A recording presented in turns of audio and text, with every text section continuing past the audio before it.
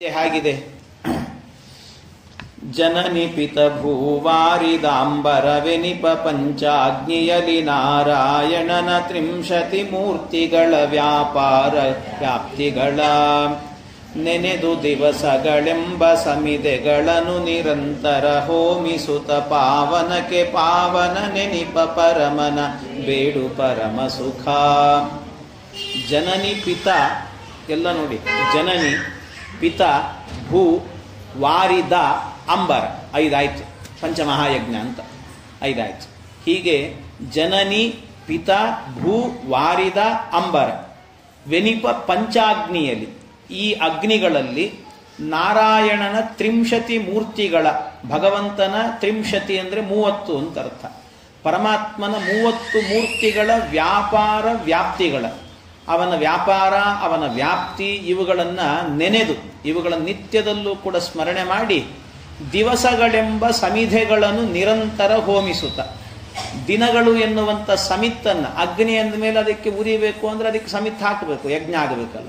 ಹಾಗಾಗಿ ಸಮಿತ್ತು ಯಾವುದು ಅಂತ ಹೇಳಿದರೆ ದಿವಸಗಳೆಂಬ ಸಮಿಧೆಗಳನ್ನು ನಿರಂತರ ಹೋಮಿಸುತ್ತ, ಇದನ್ನು ಹೋಮ ಮಾಡುತ್ತಾ ದಿನಗಳನ್ನು ಸಮಿತ್ತಾಗಿ ಅದರಲ್ಲಿ ಹೋಮ ಮಾಡಬೇಕಂತೆ. ಮಾಡ್ತಾ ನಿತ್ಯದಲ್ಲೂ ಕೂಡ ಪಾವನಕ್ಕೆ ಪಾವನ ನೆನಿಪ, ಪಾವನಕ್ಕೆ ಪಾವನ ಅಂತ ಕರೆಸಿಕೊಂಡಿದ್ದಾನಲ್ಲ ಭಗವಂತ ಸರ್ವೋತ್ತಮ ಪರಮನ ಬೇಡು, ಆ ಭಗವಂತನನ್ನ ಕೇಳು. ಏನನ್ನ ಕೇಳಬೇಕು ಅಂದರೆ ಪರಮ ಸುಖ. ಪರಮ ಸುಖ ಅಂದರೆ ಅತ್ಯಂತ ಉತ್ಕೃಷ್ಟವಾದ ಸುಖವನ್ನು ಕೊಡತಕ್ಕಂಥ ಮೋಕ್ಷವನ್ನು ಬೇಡು ಅಂತ ಅರ್ಥ. ಇಷ್ಟು ಇದು ಮೇಲ್ನೋಟಕ್ಕೆ ಕಾಣುವಂತಹ ಈ ಪದ್ಯದ ಅರ್ಥ. ಇದರ ಅಂತರಂಗವನ್ನು ಹೇಳೋದಾದರೆ ಬಹಳ ಸುಂದರವಾಗಿದೆ. ಜನನಿ ಪಿತ ಭೂ ವಾರಿದಾಂಬರ ವೆನಿಪ ಪಂಚಾಗ್ನಿಯಲಿ ಅಂತ ಹೇಳಿದರು. ಇದು ನಮಗೆ ಸ್ವಲ್ಪ ಕ್ರಮ ವ್ಯತ್ಯಾಸ ಆಗಿದೆ ಅಷ್ಟೇ. ಇಲ್ಲಿ ಹೇಳುವಾಗ ದಾಸರು ಜನನಿ ಅನ್ನೋದನ್ನು ಮೊದಲು ಹೇಳಿದ್ದಾರೆ, ಪಿತ ಅನ್ನೋದು ಮತ್ತೆ ಭೂ ಅನ್ನೋದು ಆಮೇಲೆ ವಾರಿದ ಅಂಬರ ಅಂತ ಹೇಳಿದ್ದಾರೆ. ಆದರೆ ಸ್ವಲ್ಪ ವ್ಯತ್ಯಾಸವಾಗಿ ಇದೇ ವಿಷಯವನ್ನೇ ಛಾಂದೋಗ್ಯದಲ್ಲಿ ಮತ್ತು ಬೃಹದಾರಣ್ಯಕದಲ್ಲಿ ಹೇಳುವಾಗ ದ್ಯುಪರ್ಜನ್ಯ ಧರಾಪುಂ ಸ್ತ್ರೀ ಸಂಸ್ಥಿತಂ ಪಂಚರೂಪಿಣಂ ಅಲ್ಲಿ ಹೇಳುತ್ತಾರೆ. ಸ್ವಲ್ಪ ಕ್ರಮ ವ್ಯತ್ಯಾಸ. ಅಲ್ಲಿ ಹೇಳಿದ್ದು ಹೇಗೆ ಅಂತಂದ್ರೆ, ಇಲ್ಲಿ ಏನು ಹೇಳಿದ್ದಾರೆ ಅದನ್ನು ಉಲ್ಟಾ ಇಟ್ಕೊಳ್ಬೇಕಷ್ಟೆ. ಉಲ್ಟಾ ಅಂದ್ರೆ ಅಂಬರ ವಾರಿದ ಭೂ ಪಿತ ಮತ್ತು ಜನನಿ ಅಂತ ಹೀಗೆ ಉಲ್ಟಾ ಇಟ್ಕೊಳ್ಬೇಕು. ಅದನ್ನು ವ್ಯತ್ಯಾಸ ಮಾಡಿ ಹೇಳ್ತಾರೆ ಕೆಲವು ಕಡೆ. ಈ ರೀತಿ ಅಂದ್ರೆ ಛಾಂದೋಗ್ಯದಲ್ಲಿ ಹೇಳಿದ್ದನ್ನು ಉಲ್ಟಾವಾಗಿ ಹೇಳಿದ್ದಾರೆ. ಅಂತೂ ಕೆಲವು ಕಡೆಯಲ್ಲಿ ಆ ವ್ಯತ್ಯಾಸಗಳನ್ನು ಮಾಡಿ ಅಂದರೆ ಅರ್ಥ ಮಾಡಿಕೊಳ್ಳುವಾಗ ಅದನ್ನೆಲ್ಲ ಆಸಕ್ತಿಯನ್ನು ತೋರಬೇಕು ಅನ್ನೋ ದೃಷ್ಟಿಯಿಂದಾಗಿ ಈ ರೀತಿ ವ್ಯತ್ಯಾಸಗಳನ್ನು ಮಾಡುತ್ತಾರೆ. ಮೊದಲಿಗೆ ಏನು ಮಾಡಬೇಕು ಅಂತ ಹೇಳಿದರೆ ದಾಸರಾಯರು ಇಲ್ಲಿ ಹೇಳ್ತಿದ್ದಾರೆ. ಇಲ್ಲಿ ಅಂದರೆ ಜನನಿ ಪಿತ ಅನ್ನುವಂಥದ್ದನ್ನು ಮೊದಲು ಹೇಳಿದ್ರು. ಇಲ್ಲಿ ಯಾಕೆ ಹೇಳಿದ್ದಾರೆ ಅಂದರೆ ಅದಕ್ಕೂ ಒಂದು ವ್ಯಾಖ್ಯಾನಕಾರರು ಕಾರಣ ಕೊಡ್ತಾರೆ. ಉಪನಿಷತ್ತಿನಲ್ಲಿ ಹೇಳಿರುವಂಥ ಕ್ರಮ ಇರೋದು ಹೇಗೆ ಅಂತಂದರೆ ಅಂಬರ ಅನ್ನೋದನ್ನು ಆರಂಭ ಮಾಡುತ್ತಾರೆ. ಕೊನೆ ಯಾವುದು ಹೇಳಿದರೆ ಅಂಬರ ವಾರಿದ ಭೂಪಿತ ಜನನಿ ಅಂತ ಉಪನಿಷತ್ತಿನಲ್ಲಿ ಹೇಳಿದ್ದಾರೆ. ಆದರೆ ಇಲ್ಲಿ ಜನನಿ ಪಿತ ಅಂತ ಇಲ್ಲಿ ತಗೊಳ್ತಾರೆ. ಯಾಕೆ ಹೀಗೆ ವ್ಯತ್ಯಾಸ ಮಾಡಿದ್ರು ಅಂದರೆ ಇನ್ನೊಂದು ಕಾರಣವನ್ನು ಹೇಳ್ತಾರೆ. ಒಂದು ಏನು ಅಂತಂದರೆ ಉಪನಿಷತ್ತುಗಳಲ್ಲೇ ಹೇಳಿರುವಂತಹದ್ದೇನು ಅಂದರೆ ಮಾತೃದೇವೋ ಭವ ಪಿತೃದೇವೋ ಭವ ಅಂತ ಹೇಳಿದ್ದಾರೆ. ಹಾಗಾಗಿ ಮೊದಲು ತಾಯಿ ತಂದೆ ಇವರನ್ನ ಸ್ಮರಣೆ ಮಾಡಬೇಕು ಅಂತ ಆ ದೃಷ್ಟಿಯನ್ನು ಉಪನಿಷತ್ತಿಗೆ ಅನುಗುಣವಾಗಿ ಇನ್ನೊಂದು ರೀತಿಯ ಉಪನಿಷತ್ತಿದೆ ಅಂತ ತಿಳಿದು ಅದಕ್ಕೆ ಮೊದಲಿಗೆ ಜನನಿ ಪಿತ ಅನ್ನುವಂತಹದ್ದನ್ನು ತೆಗೆದುಕೊಂಡಿದ್ದಾರೆ. ಒಟ್ಟು ಪಂಚಯಜ್ಞಗಳು ಅಂತ ಹೇಳಿದ್ರಿ. ಇಲ್ಲಿ ಪಂಚಯಜ್ಞಗಳು ಅಂತ ಹೇಳಿದಾಗ ಹೇಗೆ ಅಂತಂದ್ರೆ ಇದು ಪಂಚಯಜ್ಞ ಅಂದ್ರೆ ಇದು ನಾವು ಮಾಡುವಂಥ ಯಜ್ಞ ಅಂತ ತಿಳ್ಕೋಬಾರ್ದು. ಇದು ಮನುಷ್ಯರು ಮಾಡತಕ್ಕಂಥ ಯಜ್ಞ ಅಲ್ಲ. ಇದು ಈ ಯಜ್ಞ ಏನಿದೆ ಇಲ್ಲಿ ನಿರೂಪಣೆ ಮಾಡತಕ್ಕಂಥ ಸುಮಾರು 8 ಪದ್ಯಗಳಲ್ಲೂ ಕೂಡ ನಿರೂಪಣೆ ಮಾಡತಕ್ಕಂಥ ಯಜ್ಞ ಏನಿದೆ ಆ ಯಜ್ಞ ಎಲ್ಲವೂ ಕೂಡ ದೇವತೆಗಳು ಮಾಡುವಂಥ ಯಜ್ಞ ಅಂತ ಅನುಸಂಧಾನ ಮಾಡಬೇಕು. ಇದು ನಾವು ನಮಗೆ ಆ ಯೋಗ್ಯತೆ ಇಲ್ಲ. ಹಾಗಾಗಿ ದೇವತೆಗಳೇ ಈ ಯಜ್ಞವನ್ನು ಮಾಡ್ತಾರಂತೆ. ಆ ದೇವತೆಗಳು ಹೇಗೆ ಯಜ್ಞವನ್ನು ಮಾಡುತ್ತಾರೆ ಅಂತ ಕೇಳಿದರೆ ಅದಕ್ಕೆ ಮೊದಲಿಗೆ ಹೇಳಿದರು ಕ್ರಮವಾಗಿ ತೆಗೆದುಕೊಂಡು ಹೋಗಬೇಕು ಅಂತ ಹೇಳ್ತಾರೆ. ಅಂದ್ರೆ ಅಂಬರ ಅಂತ ಹೇಳಿದರು. ಅಂಬರ ಅಂತ ಹೇಳಿದರೆ ಆಕಾಶ ಅಂತ ಅರ್ಥ. ಆಕಾಶ, ಆ ಆಕಾಶದಲ್ಲಿ ಏನಾಗುತ್ತಂತೆ, ಆಕಾಶದಲ್ಲಿ ಆಗಬೇಕಾದ್ರೆ ಆಕಾಶ ಅಂತ ಹೇಳಿದರೆ ಆಕಾಶದಲ್ಲಿ ಇರುವ ಚಂದ್ರನನ್ನು ಇಟ್ಟುಕೊಳ್ಬೇಕು. ಇಲ್ಲಿ ಆಕಾಶದಲ್ಲಿರುವ ಚಂದ್ರ, ಆ ಚಂದ್ರನಲ್ಲಿ ಈ ದೇವತೆಗಳೆಲ್ಲ ಏನು ಮಾಡ್ತಾರಂತೆ, ಈ ಜೀವ ಇರ್ತಾನಲ್ಲ, ಜೀವ ಅವನು ಪುಣ್ಯವನ್ನ ಸಂಪಾದನೆ ಮಾಡಿಕೊಂಡು ಈ ಸ್ವರ್ಗಕ್ಕೆ ಹೋಗಿರ್ತಾನೆ. ಅಥವಾ ಪುಣ್ಯ ಸಂಪಾದನೆ ಮಾಡಿಕೊಂಡು 2 ಮಾರ್ಗಗಳಿದ್ದಾವೆ. ಅನೇಕ ಮಾರ್ಗಗಳು, ಬ್ರಹ್ಮಯಾನ, ಪಿತೃಯಾನ, ದೇವಯಾನ ಅಂತೆಲ್ಲ ಇದ್ದಾವೆ. ಅದರಲ್ಲಿ ಈ ದೇವಯಾನಕ್ಕೆಲ್ಲ ಹೋದವರೆಲ್ಲ ಮೋಕ್ಷಕ್ಕೆ ಹೋಗ್ತಾರೆ, ವಾಪಸ್ ಬರುವುದಿಲ್ಲ ಅವರೆಲ್ಲ ಸಾಮಾನ್ಯ. ಈ ಪಿತೃಯಾನ ಅಂತ ಯಾರು ಹೋಗಿರ್ತಾರೆ ಅವರೆಲ್ಲರೂ ಕೂಡ ಪುಣ್ಯ ಕಳೆದುಕೊಂಡ ನಂತರ ಮತ್ತೆ ಇಲ್ಲಿಗೆ ಬರ್ತಾರಂತೆ, ಮತ್ತೆ ಹುಡ್ತಾರೆ ಅವರು. ಹುಟ್ಟಿ ಪುನಃ ಮತ್ತೆ ಸಾಧನೆ ಮಾಡಿಕೊಂಡು ದೇವಯಾನಕ್ಕೆ ಹೋಗಿ ಆಮೇಲೆ ಮೋಕ್ಷಕ್ಕೆ ಹೋಗೋದು ಅಂತ ಅವ್ರದ್ದೆಲ್ಲ ಮಾರ್ಗ. ಹಾಗಾಗಿ ಆ ಪಿತೃಯಾನ, ಸ್ವರ್ಗ ಇಲ್ಲೆಲ್ಲ ಇರುವಂಥ ಜೀವರೆಲ್ಲರೂ ಕೂಡ ಮತ್ತೆ ಬರ್ತಾರೆ. ಅವರು ಏನು ಅಂತ ಹೇಳಿದ್ರೆ ಅವರೆಲ್ಲ ಸಾತ್ವಿಕ ಜೀವರಾಗಿರ್ತಾರಂತೆ. ಆ ಸಾತ್ವಿಕ ಜೀವರು ಆದ್ರಿಂದಾಗಿ ಸಾತ್ವಿಕ ಜೀವರಿಗೆ ದೇವತಾ ಕಾರ್ಯದಲ್ಲಿ ಶ್ರದ್ಧೆ ಇರ್ತದಂತವರಿಗೆ. ದೇವರ ಬಗ್ಗೆ, ಯಜ್ಞದ ಬಗ್ಗೆ ಶ್ರದ್ಧೆ ಇರುತ್ತೆ. ಶ್ರದ್ಧೆ ಇರೋದ್ರಿಂದ ಆ ಜೀವನಿಗೆ ಉಪನಿಷತ್ ಏನಂತ ಕರೆಯುತ್ತೆ ಅಂದ್ರೆ ಶ್ರದ್ಧಾ ಅಂತ ಹೆಸರಿಡುತ್ತದೆ. ಜೀವನಿಗೆ ಶ್ರದ್ಧಾ ಅಂತ ಹೆಸರು. ಆ ಜೀವ ಶ್ರದ್ಧಾ ಎನ್ನುವಂತ ಏನು ಜೀವ ಇದ್ದಾನೆ, ಆ ಜೀವನನ್ನ ಏನ್ ಮಾಡ್ತಾರಂತೆ ದೇವತೆಗಳೆಲ್ಲರೂ ಕೂಡ ಸೇರಿಕೊಂಡು ಅಂಬರದಲ್ಲಿ ಅಂದರೆ ಆಕಾಶ ಎನ್ನುವಂತಹ ಅಗ್ನಿಯಲ್ಲಿ, ಅರ್ಥಾತ್ ಆಕಾಶ ಅಂದ್ರೆ ಚಂದ್ರ ಅಂತ, ಚಂದ್ರನಲ್ಲಿ ಈ ಜೀವನನ್ನ ಹೋಮ ಮಾಡ್ತಾರಂತೆ. ಈ ಜೀವ ಎನ್ನುವ ಆಹುತಿಯನ್ನ ಹಾಕಿ ಹೋಮ ಮಾಡ್ತಾರಂತೆ ಅವರೆಲ್ಲರೂ ಕೂಡ. ಈ ಜೀವ ಎನ್ನುವಂತ ಆಹುತಿಯನ್ನ ಅಲ್ಲಿ ಹಾಕಿದಾಗ ಆ ಅಂಬರದಲ್ಲಿ, ಆಕಾಶದಲ್ಲಿ ಅಂದ್ರೆ ಚಂದ್ರನಲ್ಲಿ ಜೀವ ಬಂದು ಕೂತ್ಕೊಳ್ತಾನೆ ಅಂತ ಅರ್ಥ. ಅಲ್ಲಿ ಜೀವ ಬರ್ತಾನೆ. ಆಮೇಲೆ ಅಂದ್ರೆ ಈ ಸ್ವರ್ಗಾದಿಗಳಲ್ಲಿ ಎಲ್ಲ ಪುಣ್ಯವನ್ನ ಮುಗಿಸ್ಕೊಂಡು ಬಂದಿರ್ತಾನ, ಮತ್ತೆ ಸಾಧನೆ ಮಾಡ್ಲಿಕ್ಕೆ ಅಂತ ಬರೋದು. ಅಂತ ಸಾತ್ವಿಕ ಜೀವನನ್ನ ಕರೆದುಕೊಂಡು ದೇವತೆಗಳು ಬಂದು ಪರಮಾತ್ಮನನ್ನ ಸ್ತೋತ್ರ ಮಾಡ್ತಾ ಅಲ್ಲಿ ಹೋಮ ಮಾಡ್ತಾರೆ. ಆ ಚಂದ್ರನಲ್ಲಿ ಆಗಬೇಕಾದ್ರೆ ಅಲ್ಲಿ ಈ ಜೀವನನ್ನ ನಿಯಮನ ಮಾಡತಕ್ಕಂಥವನ್ ಯಾರು ಅಂದ್ರೆ ಭಗವಂತ ನಾರಾಯಣ ಎನ್ನುವ ರೂಪದಿಂದ ಇರ್ತಾನಂತೆ ಪರಮಾತ್ಮ. ಆ ನಾರಾಯಣ ಅನ್ನುವಂಥ ರೂಪದಿಂದ, ಅದನ್ನೇ ಹೇಳಿದ್ರು ಅಲ್ಲಿ ಪಂಚಾಗ್ನಿಯಲ್ಲಿ ನಾರಾಯಣನ ತ್ರಿಂಶತಿ, ನಾರಾಯಣ ಅಂತ ನಾರಾಯಣ ರೂಪದಿಂದ ಇರ್ತಾನೆ ಪರಮಾತ್ಮ. ಆ ನಾರಾಯಣ ರೂಪದಿಂದ ಇದ್ದು ನಿಯಮನ ಮಾಡ್ತಾನಂತೆ, ಜೀವನನ್ನ ನೋಡಿಕೊಳ್ತಾನೆ ಪರಮಾತ್ಮ. ಅವನ ಆಶ್ರಯದಲ್ಲಿ ಬದುಕ್ತಿರ್ತಾನಂತೆ ಈ ಜೀವ. ಆಮೇಲೆ ಅದು ಆದ ನಂತರ ಮತ್ತೆ ಮುಂದೆ ಏನು ಮಾಡ್ತಾರೆ, ದೇವತೆಗಳೆಲ್ಲ ಸೇರಿಕೊಂಡು ಈ ಜೀವನನ್ನ ಭಗವಂತನನ್ನ ಪ್ರಾರ್ಥನೆ ಮಾಡಿ, ನಾರಾಯಣ ರೂಪಿ ಭಗವಂತನನ್ನ ಪ್ರಾರ್ಥನೆ ಮಾಡಿ, ದೇವರೇ ಇವನನ್ನ ಮತ್ತೊಮ್ಮೆ ಹೋಮ ಮಾಡಲಿಕ್ಕೆ ನಮಗೆ ಅವಕಾಶ ಕೊಡುವಂತ ಪ್ರಾರ್ಥನೆ ಮಾಡಿಕೊಂಡು ಎಲ್ಲ ದೇವತೆಗಳು ಕೂಡ ಸೇರಿ ಆ ಜೀವನನ್ನ, ಚಂದ್ರನಲ್ಲಿ ಇದ್ದಂತ ಜೀವನನ್ನ ಎಲ್ಲಿಗೆ ತರ್ತಾರೆ ಅಂತ ಹೇಳಿದ್ರೆ ವಾರಿದ. ವಾರಿದ ಅಂದ್ರೆ ಮಳೆ ಸುರಿಸುವಂತ, ಅಂದ್ರೆ ಪರ್ಜನ್ಯ ಅಂತ ಅರ್ಥ. ಪರ್ಜನ್ಯನಲ್ಲಿ ತರ್ತಾರಂತೆ, ಮಳೆಯಲ್ಲಿ ತರ್ತಾರೆ. ಆ ಪರ್ಜನ್ಯನಲ್ಲಿ ಅಂದ್ರೆ ನೀರಿನ ಹನಿ ಇರುತ್ತಲ್ವ, ಆ ನೀರಿನ ಹನಿಗೆ ತರ್ತಾರಂತೆ. ಆ ನೀರಿನ ಹನಿಯಲ್ಲಿ ಅಂದ್ರೆ ಆ ವಾರಿದದಲ್ಲಿ, ಮೋಡದಲ್ಲಿ ಅಂದ್ರೆ ಆ ಪರ್ಜನ್ಯನಲ್ಲಿ ಇವನನ್ನ ಜೀವನನ್ನ ಹೋಮವನ್ನ ಮಾಡ್ತಾರೆ. ಈ ಜೀವನ ಹೋಮವನ್ನ ಮಾಡಿದಾಗ ಅಲ್ಲಿ ಅವನನ್ನ ರಕ್ಷಣೆ ಮಾಡಲಿಕ್ಕೆ ಅಂತ ಭಗವಂತ ವಾಸುದೇವ ಅನ್ನುವ ರೂಪದಿಂದ ಇರ್ತಾನಂತೆ. ದೇವರು ವಾಸುದೇವ ರೂಪದಿಂದಾಗಿ ಅವನನ್ನ ನಿಯಮನ ಮಾಡ್ತಿರ್ತಾನೆ ಪರಮಾತ್ಮ. ಆಮೇಲೆ ಆ ವಾಸುದೇವ ರೂಪದಿಂದ ನಿಯಮನ ಮಾಡ್ತಾ ಅವನ ಸಂರಕ್ಷಣೆಯಲ್ಲಿ ಈ ಜೀವ ಬದುಕ್ತಾ ಇರ್ತಾನೆ. ಇದು ಆದ ನಂತರ ಏನಾಗತ್ತಂತೆ, ಮುಂದೆ ಆಗಬೇಕಾದ್ರೆ ಆ ಜೀವನನ್ನ ಮತ್ತೆ ದೇವತೆಗಳು ಏನ್ ಮಾಡ್ತಾರೆ, ಇವನನ್ನ ಪುನಃ ಹೋಮ ಮಾಡಬೇಕು ಅಂತ ಪ್ರಾರ್ಥನೆ ಮಾಡಿಕೊಂಡು ಅವನನ್ನ ಪುನಃ ಹೋಮ ಮಾಡ್ತಾರೆ. ಎಲ್ಲಿ ಹೋಮ ಮಾಡ್ತಾರೆ ಅಂದ್ರೆ ಅವನನ್ನ ಭೂಮಿಯಲ್ಲಿ ಹೋಮ ಮಾಡ್ತಾರೆ. ಭೂಮಿಯಲ್ಲಿ ಅಂದ್ರೆ ಅದು ಹೇಗೆ ಅಂದ್ರೆ, ಈ ಜೀವ ಏನಾಗಿರ್ತಾನೆ, ಚಂದ್ರನಿಂದಾಗಿ ಮಳೆಯ ಹನಿಯಲ್ಲಿ ಬಂದು ಕೂತಿರ್ತಾನೆ. ಆ ಮಳೆಯ ಹನಿಯ ರೂಪದಲ್ಲಿ ಇದ್ದಂತಹ ಜೀವನನ್ನ ಮಳೆಯ ರೂಪದಲ್ಲಿ ಕೆಳಗೆ ಬೀಳಿಸ್ತಾರಂತೆ.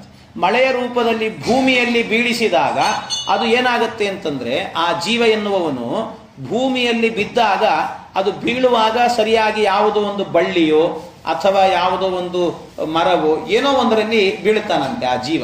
ಆ ಜೀವ ಅಲ್ಲಿ ಬಿದ್ದ ಕೂಡ್ಲೇನೆ ಒಂದು ಬಳ್ಳಿ, ಅದು ಬಳ್ಳಿ ಆಗಿರಬಹುದು, ಯಾವುದು ಬೇಕಾದ್ರೆ ಆಗಿರಬಹುದು, ಒಂದು ಅವನು ಯಾವುದೋ ಒಂದು ಅಂದ್ರೆ ಪರಮಾತ್ಮ ಏನು ಮಾಡ್ತಾನಂತೆ, ಭಗವಂತ ಆ ಜೀವನನ್ನ ಭೂಮಿಗೆ ಬೀಳುತ್ತಾ ಇದ್ದಂತೇನೆ ಅವನನ್ನ ಕಾಳಾಗಿ ಪರಿವರ್ತನೆ ಮಾಡ್ತಾನಂತೆ ಪರಮಾತ್ಮ. ಅಲ್ಲಿಂದ ಬಿದ್ದ ಕೂಡ್ಲೇನೆ ಆ ಭಗವಂತ ಅವನನ್ನೇನ್ ಮಾಡ್ತಾನೆ ಅಂದ್ರೆ, ಅವನಲ್ಲಿ ಬೀಳ್ತಾ ಇದ್ದಂತೇನೆ ಅವನನ್ನ ಕನ್ವರ್ಟ್ ಮಾಡಿಬಿಡ್ತಾನಂತೆ ಪರಮಾತ್ಮ. ಹೀಗೆ ಆ ಭೂಮಿಯ ಮೇಲೆ ಬಿದ್ದ ಕೂಡ್ಲೇನೆ ಸಂಕರ್ಷಣ ಎನ್ನುವ ರೂಪಿ ಪರಮಾತ್ಮ ಅವನನ್ನು ಸಂರಕ್ಷಣೆ ಮಾಡ್ತಾನೆ. ಅವನು ಕಾಳಾಗ್ತಾನಂತೆ, ಏನು ಬೇಕಾದ್ರೆ ಆಗಬಹುದು, ಕಡಲೆ ಬೇಳೆ ಆಗಬಹುದು, ತೊಗರಿ ಬೇಳೆ ಆಗಬಹುದು, ಅಥವಾ ಶೇಂಗಾ ಬೀಜ ಆಗಬಹುದು, ಏನು ಬೇಕಾದ್ರೆ ಆಗಬಹುದು. ಅಂತೂ ಯಾವುದೋ ಒಂದು ಕಾಳಿನ ರೂಪದಲ್ಲಿ ಆ ಜೀವನನ್ನ ಪರಿವರ್ತನೆ ಮಾಡಿ ಆ ಜೀವನನ್ನು ಸೂಕ್ಷ್ಮ ರೂಪದಿಂದ ಅಲ್ಲಿಡ್ತಾನಂತೆ. ಅವನನ್ನ ಅಲ್ಲಿ ಇಟ್ಟಾಗ ಅಲ್ಲಿ ಸಂರಕ್ಷಣೆ ಮಾಡತಕ್ಕಂಥವನು ಆ ಭೂಮಿಗೆ ಬಂದಾಗ, ಭೂಮಿ ಎನ್ನುವಂತ ಅಗ್ನಿಯಲ್ಲಿ ಹೋಮ ಮಾಡಿದಾಗ ಆ ಜೀವನನ್ನ ಸಂರಕ್ಷಣೆ ಮಾಡತಕ್ಕಂಥ ಭಗವಂತನ ರೂಪ ಅಂದ್ರೆ ಸಂಕರ್ಷಣ ಎನ್ನುವ ರೂಪ ಅಂತೆ. ಆ ಸಂಕರ್ಷಣ ರೂಪ ಪರಮಾತ್ಮ ಏನು ಮಾಡ್ತಾನೆ, ಭಗವಂತ ಆಮೇಲೆ ಇವನಿಗೆ ಇನ್ನೂ ಒಂದು ಸ್ವಲ್ಪ ಒಳ್ಳೆಯ ರೂಪವನ್ನು ಕೊಡೋಣ ಅಂತ ಅಂದುಕೊಂಡು ಸಾಧನೆ ಮಾಡಿಕೊಳ್ಳಿಕ್ಕೆ ಯೋಗ್ಯತೆ ಕೊಡೋಣ ಅಂತ ದೇವರೇನು ಮಾಡ್ತಾನಂತೆ, ದೇವತೆಗಳೆಲ್ಲ ಪ್ರಾರ್ಥನೆ ಮಾಡಿದಾಗ ಆ ಕಾಳು ಏನಿದೆ, ಅದೇನು ಆಗಲೇ ಹೇಳಿದಂತೆ ಶೇಂಗಾ ಬೀಜನೋ ಅಥವಾ ಯಾವುದೋ ಒಂದು ಕಾಳು, ಆ ಕಾಳನ್ನ ಪುರುಷನ ಹೊಟ್ಟೆಗೆ ಹೋಗುವಂತೆ ಮಾಡ್ತಾನಂತೆ. ಪುರುಷನ ಹೊಟ್ಟೆಗೆ, ಅದನ್ನೇ ಹೇಳಿದ್ದು ಪಿತ ಅಂತ. ಅದನ್ನ ಅಂಬರ ವಾರಿದ ಭೂ ಪಿತ. ಪಿತ ಅಂದ್ರೆ ತಂದೆಯ ಸ್ಥಾನದಲ್ಲಿರುವವನು. ಆಮೇಲೆ ಆ ಪಿತನ ಒಳಗೆ ಹೋಗ್ತದಂತೆ. ಪಿತನ ಒಳಗೆ ಹೋದಾಗ ಅಲ್ಲಿ ಅವನ ಒಳಗೆ ಆ ಜೀವನನ್ನ ಸಂರಕ್ಷಣೆ ಮಾಡತಕ್ಕಂಥ ಭಗವಂತ ಅಂದ್ರೆ ಪ್ರದ್ಯುಮ್ನ ನಾಮಕ ಪರಮಾತ್ಮ.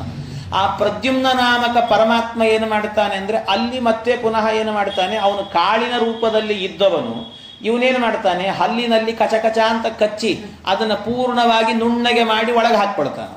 ಒಳಗೆ ಹಾಕ್ಕೊಂಡ ನಂತರ ಅದು ಆ ಕಾಳಿನ ರೂಪದಲ್ಲಿದ್ದದ್ದು, ಅಂದ್ರೆ ಒಳ್ಳೆ ಹಿಟ್ಟಿನ ಗಿರಣಿಗೆ ಹೋದಾಗ ಹೇಗೆ ಅದಕ್ಕೆ ಗಿರಣಿ ಆಗಿ ಹೋಗಿರ್ತದೆ, ಹಾಗೆ ನಮ್ಮ ಬಾಯಲ್ಲಿ ಗಿರಣಿ ಆಗಿ ಹೋಗ್ತದೆ. ಅದೆಲ್ಲ ಆದ ನಂತರ ಒಳಗೆ ಹೋದ ಮೇಲೆ ಆ ಕಾಳಿನ ರೂಪದಲ್ಲಿ ಪುಡಿ ಪುಡಿಯಾದ ರೂಪದಲ್ಲಿ ಇದ್ದಂತಹ ಆ ಜೀವನನ್ನ ಭಗವಂತ ಏನು ಮಾಡ್ತಾನಂತೆ, ಪುರುಷನ ರೇತಸ್ಸಿನ ರೂಪಕ್ಕೆ ಅವನನ್ನು ಪರಿವರ್ತನೆ ಮಾಡ್ತಾನಂತೆ. ಪುರುಷನ ರೇತಸ್ಸಿನ ರೂಪಕ್ಕೆ ಪರಿವರ್ತನೆ ಮಾಡಿದಾಗ ಅಲ್ಲಿ ಸಂರಕ್ಷಣೆ ಮಾಡತಕ್ಕಂಥ ಭಗವಂತ ಅಂದ್ರೆ ಪ್ರದ್ಯುಮ್ನ ನಾಮಕ ಪರಮಾತ್ಮ. ಆಮೇಲೆ ಆ ಪ್ರದ್ಯುಮ್ನ ನಾಮಕ ಪರಮಾತ್ಮ ಅಲ್ಲಿಂದ ಏನು ಮಾಡ್ತಾನೆ ಅಂದ್ರೆ, ಆ ಭಗವಂತ ಅಲ್ಲಿಂದ ಪುನಃ ಅಂದ್ರೆ ಗಂಡಿನ ರೇತಸ್ಸಿನ ರೂಪದಲ್ಲಿ ಹೆಣ್ಣಿನ ಗರ್ಭವನ್ನ ಪ್ರವೇಶ ಮಾಡುವಂತೆ ಮಾಡ್ತಾನೆ. ಆ ಗರ್ಭ ಪ್ರವೇಶವನ್ನ ಮಾಡಿದ ಕೂಡಲೇ ಆ ಗರ್ಭದಲ್ಲಿ ಅದಕ್ಕೆ ಅನಿರುದ್ಧ ರೂಪಿ ಭಗವಂತ ಸಂರಕ್ಷಣೆಯನ್ನ ಮಾಡ್ತಾನಂತೆ. ಅನಿರುದ್ಧ ರೂಪಿ ಭಗವಂತ ಸಂರಕ್ಷಣೆಯನ್ನ ಮಾಡ್ತಾ ಅವನನ್ನ ಒಂದಲ್ಲ ಎರಡಲ್ಲ 9 ತಿಂಗಳುಗಳ ಕಾಲ ಅವನ ಸಂರಕ್ಷಣೆ ಮಾಡ್ತಾನೆ. 9 ತಿಂಗಳುಗಳ ಕಾಲವೂ ಕೂಡ ಆ ಅನಿರುದ್ಧ ಇದ್ದಾನಲ್ಲ, ಉಪನಿಷತ್ತು ಹೇಳುತ್ತೆ. ಉಪನಿಷತ್ತು ಅವನಿಗೆ ಇನ್ನೊಂದು ಹೆಸರನ್ನು ಹೇಳುತ್ತದೆ. ಏನದು ಅಂತ ಹೇಳಿದ್ರೆ ತ್ವಷ್ಟ ಅಂತ ಹೆಸರಂತೆ. ಅನಿರುದ್ಧ ರೂಪಿ ಪರಮಾತ್ಮನಿಗೆ ತ್ವಷ್ಟ ಅಂತ. ತ್ವಷ್ಟ ಅಂತ ಹೇಳಿದ್ರೆ ಅರ್ಥ ಏನು ಅಂದ್ರೆ, ಸಂಸ್ಕೃತದಲ್ಲಿ ತ್ವಷ್ಟ ಅಂತ ಹೇಳಿದ್ರೆ ಈ ಬಡಿಗಾರ ಅಂದ್ರೆ ವುಡ್ ವರ್ಕರ್ ಅಂತ ಹೇಳ್ತಾರೆ. ವುಡ್ ವರ್ಕರ್, ಶಿಲ್ಪಿ ಅಂತ. ಶಿಲ್ಪಿ. ಆ ಶಿಲ್ಪಿ ಏನು ಮಾಡ್ತಾನಂತೆ, ಭಗವಂತ ಈ ಏನು ಒಳಗಡೆ ಹೋದಂತ ರೇತಸ್ಸಿನ ರೂಪದಲ್ಲಿರುವಂತ ಈ ವ್ಯಕ್ತಿಯನ್ನ ಸುಮಾರು 9 ತಿಂಗಳುಗಳ ಕಾಲವೂ ಕೂಡ ಅವನನ್ನು ಹಿಡಿದು ಕೆತ್ತುತ್ತಾನಂತೆ ಚೆನ್ನಾಗಿ. ಅನಿರುದ್ಧ ರೂಪಿ ಪರಮಾತ್ಮ ಅವನನ್ನ ಕೆತ್ತಿ ಕೆತ್ತಿ ಕೆತ್ತಿ ಆದ ನಂತರ ತಾಯಿಯ ಗರ್ಭಕ್ಕೆ ಬಂದವನು 9 ತಿಂಗಳಾದ ನಂತರ ಆ ತಾಯಿ ಗರ್ಭದಿಂದ ಹೊರಗೆ ಬರ್ತಾನೆ. ಇದು ಜೀವನ ಸೃಷ್ಟಿ ಎನ್ನುವಂತಹದ್ದು ನಡೆಯುತ್ತೆ. ಹೀಗೆ ನಡಿಬೇಕಾದ್ರೆ ದೇವತೆಗಳೆಲ್ಲರೂ ಕೂಡ ಈ ಹೋಮವನ್ನ ಮಾಡ್ತಾರಂತೆ. ನಮಗ್ ಮಾಡ್ಲಿಕ್ಕೆ ಯೋಗ್ಯತೆ ಇಲ್ಲ. ಹಾಗಾಗಿ ದೇವತೆಗಳು ಮೊದಲಿಗೆ ಏನು ಮಾಡ್ತಾರಂತೆ, ಅದನ್ನೇ ಹೇಳಿ, ಜನನಿ ಪಿತ ಭೂ ವಾರಿದಾಂಬರ. ಅದನ್ನು ಉಲ್ಟಾ ಇಟ್ಕೊಡ್ರಿ. ಅಂಬರ ವಾರಿದ ಭೂ ಪಿತ ಜನನಿ ಎನಿಪ ಪಂಚಾಗ್ನಿಯಲ್ಲಿ ನಾರಾಯಣನ ತ್ರಿಂಶತಿ ಮೂರ್ತಿಗಳ ಅಂತೇಳಿ. ಈ ನಾರಾಯಣ ಮೊದಲಾದ ರೂಪಗಳು ಅದು 30 ರೂಪಗಳು ಅಂತ ಹೇಳಿದ್ರು. 30 ರೂಪಗಳು ಅಂತ ಹೇಳಿದ್ರೆ ಅದು 30 ಹೇಗಾಗತ್ತೆ ಅಂತ ಮುಂದಿನ ಪದ್ಯದಲ್ಲಿ ಅದರ ವಿವರಣೆ ಸಿಗುತ್ತೆ ನಿಮಗೆ. ಅದರಿಂದ ಇಲ್ಲಿ ಹೆಚ್ಚು ವಿವರಣೆ ಕೊಡಲ್ಲ ನಾನು. ಮುಂದಿನ ಪದ್ಯದಲ್ಲಿ ಬೇಕಾದಷ್ಟು ವಿವರಣೆ ಸಿಗುತ್ತೆ. 30 ರೂಪಗಳು ಹೇಗಾಗತ್ತೆ ಅನ್ನೋದನ್ನ. ಈ ಮೂರ್ತಿಗಳ ಈ ವ್ಯಾಪಾರ ಇದೆ ಅಲ್ವಾ, ಚಂದ್ರನಲ್ಲಿ ನಿಯಮನ ಮಾಡ್ತಾನೆ ಪರಮಾತ್ಮ, ಆಮೇಲೆ ಮಳೆ ಹನಿಯಲ್ಲಿ ನಿಯಮನ ಮಾಡ್ತಾನೆ, ಆಮೇಲೆ ಭೂಮಿಯಲ್ಲಿ ನಿಯಮನ ಮಾಡ್ತಾನೆ, ಭೂಮಿಯಿಂದ ತಂದೆಯ ಒಳಗೆ ಹೋದಾಗ ಅಲ್ಲೂ ನಿಯಮನ ಮಾಡುತ್ತಾನೆ, ತಾಯಿಯ ಗರ್ಭಕ್ಕೆ ಬಂದಾಗ ನಿಯಮನ ಮಾಡುತ್ತಾನೆ, ಆಮೇಲೆ ನಮ್ಮನ್ನು ಪ್ರಪಂಚಕ್ಕೆ ತಂದು ಕೊಡ್ತಾನೆ ಅಂತ ಎಲ್ಲ ಕಡೆಯಲ್ಲೂ ಕೂಡ ಈ ಭಗವಂತನ ವ್ಯಾಪಾರ ವ್ಯಾಪ್ತಿ ಇವುಗಳನ್ನ ನೆನೆದು ಇವುಗಳನ್ನು ನಿತ್ಯದಲ್ಲೂ ಕೂಡ ಸ್ಮರಣೆ ಮಾಡಬೇಕಂತ. ನಿತ್ಯ ಇವುಗಳನ್ನು ಸ್ಮರಣೆ ಮಾಡಿಕೊಂಡು ಭಗವಂತನನ್ನ ಈ ರೀತಿಯಲ್ಲಿ ದಿವಸಗಳೆಂಬ ಸಮಿಧೆಗಳನ್ನು ನಿರಂತರ ಹೋಮಿಸುತ್ತಾ ಅಂತ. ಈ 5 ಅಗ್ನಿಗಳಲ್ಲೂ ಕೂಡ ಈ ದಿವಸಗಳೆಂಬ ಅಂದ್ರೆ ದಿವಸಗಳು ಅನ್ನುವಂತಹ ಸಮಿತ್ತನ್ನ, ಯಾಕೆ ಅಂದ್ರೆ ಪ್ರಾತಃ ಪ್ರಭೃತಿ ಸಾಯಾಂತಂ ಸಾಯಾದಿ ಪ್ರಾತರಂತತಃ ಯತ್ಕರೋಮಿ ಜಗನ್ನಾಥ ತದಸ್ತು ತವ ಪೂಜನಂ ಅಂತ ಹೇಳುತ್ತೇವೆ. ಹಾಗಾಗಿ ಪ್ರತಿ ದಿವಸವನ್ನೂ ಕೂಡ ಭಗವಂತನ ಪೂಜೆ ಅಂತ ಅವನಿಗೆ ಸಮರ್ಪಣೆಯನ್ನ ಮಾಡಬೇಕು, ಪರಮಾತ್ಮನಿಗೆ ಸಮರ್ಪಣೆ ಮಾಡಬೇಕು. ಹಾಗಾಗಿ ಇಲ್ಲಿಯೂ ಕೂಡ ಪ್ರಜ್ವಲಿಸುವಂತ ಈ ಶರೀರದಲ್ಲಿರುವಂತ ಭಗವಂತನ ಸನ್ನಿಧಾನವನ್ನ ಅವನನ್ನು ನೆನೆದು ಅವನಿಗೆ ಕರ್ಮ ಸಮರ್ಪಣೆಯನ್ನ, ನಮ್ಮ ಒಳಗೆ ಅವನಿದ್ದಾನೆ ಅಂತ ತಿಳಿದು ಕರ್ಮ ಸಮರ್ಪಣೆಯನ್ನ ಮಾಡಬೇಕು. ಅವನೆಂಥವನು ಅಂದ್ರೆ ಪಾವನಕ್ಕೆ ಪಾವನನು. ಪಾವನಕ್ಕೆ ಪಾವನ. ಪಾವನಕ್ಕೆ ಪಾವನ ಅಂದ್ರೆ ಈ ಸಹಸ್ರನಾಮದಲ್ಲಿ ಬರುತ್ತದೆ, ಪವಿತ್ರಾಣಾಂ ಪವಿತ್ರಮ್ಯೋ ಮಂಗಲಾನಾಂಚ ಮಂಗಲಂ ಅಂತ ಹೇಳ್ತಾರೆ. ಪವಿತ್ರಕ್ಕೆ ಪಾವಿತ್ರ್ಯವನ್ನು ತಂದು ಕೊಟ್ಟವನು. ಮಂಗಲಕ್ಕೆ ಮಾಂಗಲ್ಯವನ್ನು ತಂದು ಕೊಟ್ಟವನು ಭಗವಂತ. ಅಂಥ ಪರಮಾತ್ಮನಿಗೆ ಇದನ್ನೆಲ್ಲವನ್ನು ಕೂಡ ಸಮರ್ಪಣೆ ಮಾಡಿ ಪರಮನ ಅಂದರೆ ಸರ್ವೋತ್ತಮನ ಬೇಡು ಪರಮ ಸುಖ ಅಂತ, ಅವನಲ್ಲಿ ಪರಮ ಸುಖವನ್ನು ನಿತ್ಯದಲ್ಲೂ ಕೂಡ ಹೀಗೆ ಮಾಡತಕ್ಕಂಥ ಪರಮಾತ್ಮನ ವ್ಯಾಪಾರಗಳನ್ನು ಅವನ ವ್ಯಾಪ್ತಿಗಳನ್ನೆಲ್ಲ ಚಿಂತನೆ ಮಾಡಿಕೊಂಡು ದೇವರೇ ಎಂಥ ಅದ್ಭುತ ನಿನ್ನ ಲೀಲೆ ಅಂತ ಅವನನ್ನು ಚಿಂತನೆ ಮಾಡಬೇಕಂತೆ. ಹೀಗೆ ಚಿಂತನೆ ಮಾಡುವಂತಹದ್ದು ಒಂದು ಯಜ್ಞ. ಈ ಯಜ್ಞವನ್ನ ದೇವತೆಗಳು ಮಾಡ್ತಾರೆ ಅಂತ ಅನುಸಂಧಾನ ಮಾಡಬೇಕು ಅಂತ ಹೇಳಿದ್ದಾರೆ. ಇನ್ನು ಇದು ಆದ ನಂತರ ಇನ್ನು 30 ರೂಪಗಳನ್ನು ತೋರಿಸ್ಬೇಕಲ್ಲ ನಿಮಗೆ. ಹಾಗಾಗಿ 30 ರೂಪಗಳು ಅಂದಾಗ ಈ 5 ಅಗ್ನಿಗಳು ಅಂತ ಹೇಳಿದ್ದಾರೆ. 5 ಅಗ್ನಿಗಳು 5 ಅಗ್ನಿಗಳು ಅಂದ್ರೆ ಅಂಬರವೂ ಅಗ್ನಿ ಮತ್ತು ವಾರಿದವೂ ಅಗ್ನಿ, ಭೂ ಅಗ್ನಿ, ಪಿತ ಅಗ್ನಿ ಮತ್ತು ಮಾತಾ ಅಗ್ನಿ, ಜನನಿ ಅಗ್ನಿ. ಈ 5 ಅಗ್ನಿಗಳು 5 ಅಗ್ನಿಗಳು ಅಂತಿದ್ದಾಗ ಮೊದಲನೇ ಅಗ್ನಿ ಯಾವುದು? ಅಂಬರ, ಆಕಾಶ ಎನ್ನುವಂತಹದ್ದು ಅಗ್ನಿ. ಹಾಗಾದ್ರೆ ಆ ಅಗ್ನಿ ಅಂದ್ರೆ ಒಂದು ಹೋಮದ ಕುಂಡ ಅಂತ ನೀವು ಚಿಂತನೆ ಮಾಡಿ. ಅದೊಂದು ಹೋಮದ ಕುಂಡ. ಆ ಅಗ್ನಿ ಇದೆ, ಅಗ್ನಿ ಇದೆ ಅಂತ ಆದ್ರೆ ಅದಕ್ಕೆ ಬೇಕಾದಂತ ಪೂರಕವಾಗಿರುವಂತ ಕೆಲವು ವಸ್ತುಗಳೆಲ್ಲ ಇರಲೇಬೇಕಾಗುತ್ತೆ. ಎಲ್ಲಿ ಬೆಂಕಿ ಇರ್ತದೋ ಅಲ್ಲಿ ಹೊಗೆ ಇರಲೇಬೇಕು, ಅನಿವಾರ್ಯ. ಅದು ಏನ್ ಮಾಡ್ಲಿಕ್ಕಾಗಲ್ಲ. ಬೆಂಕಿ ಇದೆ ಅಂದಮೇಲೆ ಅಲ್ಲಿ ಜ್ವಾಲೆ ಇರಬೇಕು. ಆ ಜ್ವಾಲೆ ಇದೆ ಅಂತಾದ್ರೆ ಸಾಕಾಗಲ್ಲ, ಕಿಡಿಗಳಿರಬೇಕು. ಮತ್ತಷ್ಟೇ ಅಲ್ಲ, ಅದಕ್ಕೆ ಸಮಿತ್ತು ಹಾಕಬೇಕು, ನಾವು ಸಮಿತ್ತುಗಳಿರಬೇಕು. ಹಾಗಾಗಿ ಇದೆಲ್ಲವೂ ಕೂಡ ಇರಬೇಕಲ್ಲ. ಒಂದೊಂದು ಅಗ್ನಿ ಅಂತ ಚಿಂತನೆ ಮಾಡಿದಾಗ ಅಂದ್ರೆ ಆ ಆಕಾಶ ಎನ್ನುವುದು ಅಗ್ನಿ ಅಂತ ಚಿಂತನೆ ಮಾಡಿದ್ರೆ ಉಳಿದಂತದ್ದೆಲ್ಲವೂ ಕೂಡ ಯಾವುದು? ಹೊಗೆ ಮತ್ತು ಈ ಕೆಂಡ ಇವೆಲ್ಲ ಯಾವುದು ಅಂತ ಅದರ ಬಗ್ಗೆ ಎಲ್ಲ ಚಿಂತನೆಯನ್ನ ಕೊಡ್ತಾರೆ ದಾಸರು. ಅದನ್ನು ಹೇಳ್ತಾರೆ, ಗಗನ ಪಾವಕ ಸಮಿಧೆ ರವಿ ರಶ್ಮಿಗಳೆ ಧೂಮವು ಅರ್ಚಿ ಎನಿಪುದೆ ಹಗಲು ನಕ್ಷತ್ರಗಳೆ ಕಿಡಿಗಳು ಚಂದ್ರಮಾಂಗಾರ ಮೃಗವರೋದರನೊಳಗೆ ಐರೂಪಗಳ ಚಿಂತಿಸಿ ಭಕ್ತಿ ರಸ ಮಾತುಗಳ ಮಂತ್ರವ ಮಾಡಿ ಹೋಮಿಸುವರು ವಿಪಶ್ಚಿತರು. ಗಗನ ಪಾವಕ, ಆಗಲೇ ಹೇಳಿದಂತೆ ಅಂಬರವನ್ನ ಪಂಚಾಗ್ನಿಗಳಲ್ಲಿ ಒಂದು ಅಗ್ನಿ ಅಂತ ಹೇಳಿದ್ರೆ ಆಕಾಶ ಅಂತ ಹೇಳಿದ್ವಿ. ಆ ಆಕಾಶ ಎನ್ನುವಂತಹದ್ದು ಅಗ್ನಿ ಅಂತೆ. ಆಕಾಶ ಅಂದ್ರೆ ಚಂದ್ರ, ಆಗಲೇ ಹೇಳಿದಂತೆ ಚಂದ್ರ. ಆ ಚಂದ್ರ ಎನ್ನುವಂತಹ ಅಗ್ನಿಯಲ್ಲಿ ಆಗಬೇಕಾದ್ರೆ ಅಲ್ಲಿ ಸಮಿತ್ತು ಎನ್ನೋದು ಬೇಕಲ್ಲ. ಸಮಿತ್ತು ಯಾವುದು ಅಂತ ಹೇಳಿದ್ರೆ ಸಮಿಧೆ ರವಿ ಅಂತ ಹೇಳಿದ್ರು. ಸಮಿಧೆ ಎನ್ನುವಂತಹದ್ದು ರವಿ ಅಂತಂದ್ರೆ ಸೂರ್ಯ ಅಂತೆ. ಅಂದ್ರೆ ಆ ಆಕಾಶದಲ್ಲಿ ಸೂರ್ಯ ಎನ್ನುವಂಥವನು ಸಮಿತ್ತಾಗಿದ್ದಾನೆ ಅಂತ. ಇನ್ನು ಅದರಲ್ಲಿ ಸೂರ್ಯ ಅಂತ ಆದ್ಮೇಲೆ ಸೂರ್ಯ ಏನು ಮಾಡ್ತಾನೆ? ಅವನ ರಶ್ಮಿ ಕಿರಣಗಳನ್ನು ಬಿಡ್ತಾನೆ. ಹಾಗಾಗಿ ಕಿರಣ ಎನ್ನುವಂತಹದ್ದೇ ಏನು ಅಂದ್ರೆ ಧೂಮ ಅಂತ ಹೇಳಿದ್ರು. ಅದೇ ಹೊಗೆಯಂತೆ. ರಶ್ಮಿಗಳೇ ಧೂಮವು. ಆಮೇಲೆ ಅರ್ಚಿ ಎನಿಪುದೇ ಹಗಲು. ಅರ್ಚಿ ಅಂತ ಹೇಳಿದ್ರೆ ಜ್ವಾಲೆ ಅಂತ ಅರ್ಥ. ಜ್ವಾಲೆ ಯಾವುದು ಅಂದ್ರೆ ಹಗಲಾಗತ್ತಲ್ವ, ಸೂರ್ಯ ಉದಯಿಸಿದ ಕೂಡಲೇ ಆ ಹಗಲೇ ಏನಂತ ಹೇಳಿದ್ರೆ ಜ್ವಾಲೆ ಅಂತ ಹೇಳಿದ್ರೆ ಹಗಲು ಜ್ವಾಲೆ. ಇನ್ನು ನಕ್ಷತ್ರಗಳೆಲ್ಲವೂ ಕೂಡ ಈ ಕಿಡಿಗಳು ಕಣ್ಣಿಗೆ ಕಂಡು ಕಾಣದಂತೆ ಹೋಗಿಬಿಡ್ತಾವೆ, ಕ್ಷಣದಲ್ಲೇ ಟಕ್ ಟಕ್ ಅಂತ ಹೋಗಿಬಿಡ್ತಾವೆ. ಹಾಗಾಗಿ ನಕ್ಷತ್ರಗಳೇ ಕಿಡಿಗಳು. ಸೂರ್ಯ ಬಂದ ಕೂಡಲೇ ನಕ್ಷತ್ರಗಳು ಕಾಣದಂತೆ ಅವೆಲ್ಲ ಕಿಡಿಗಳಂತೆ ಹೋಗಿಬಿಡ್ತಾವೆ. ಹೀಗೆ ಕಿಡಿಗಳು. ಚಂದ್ರಮಾಂಗಾರ, ಚಂದ್ರಮ, ಆ ಚಂದ್ರ ಇದ್ದಾನಲ್ಲ ಅವನೇ ಅಂಗಾರ, ಕೆಂಡ ಅಂತ ಅರ್ಥ, ಕೆಂಡ ಆಗಿದ್ದಾನೆ ಅಂತ. ಹೀಗೆ ಚಿಂತನೆಯನ್ನು ಮಾಡಿ ಇದರಲ್ಲಿ ಮೃಗವರೋದರನೊಳಗೆ ಐರೂಪಗಳ ಚಿಂತಿಸಿ ಭಕ್ತಿರಸ ಮಾತುಗಳ ಮಂತ್ರವ ಮಾಡಿ. ಇದರಲ್ಲಿ ಮೃಗವರೋದರನೊಳಗೆ ಅದು ಎಷ್ಟು ಚೆನ್ನಾಗಿ ಬೆಳೆಸಿದ್ದಾರೆ ನೋಡಿ ದಾಸರು. ಹೇಳ್ತೀನಲ್ಲ, ಕನ್ನಡದ ಭಾಷೆಗೆ ದೊಡ್ಡ ಕೋಶವನ್ನೇ ಕೊಟ್ಟಂತ ಮಹಾತ್ಮರವರು.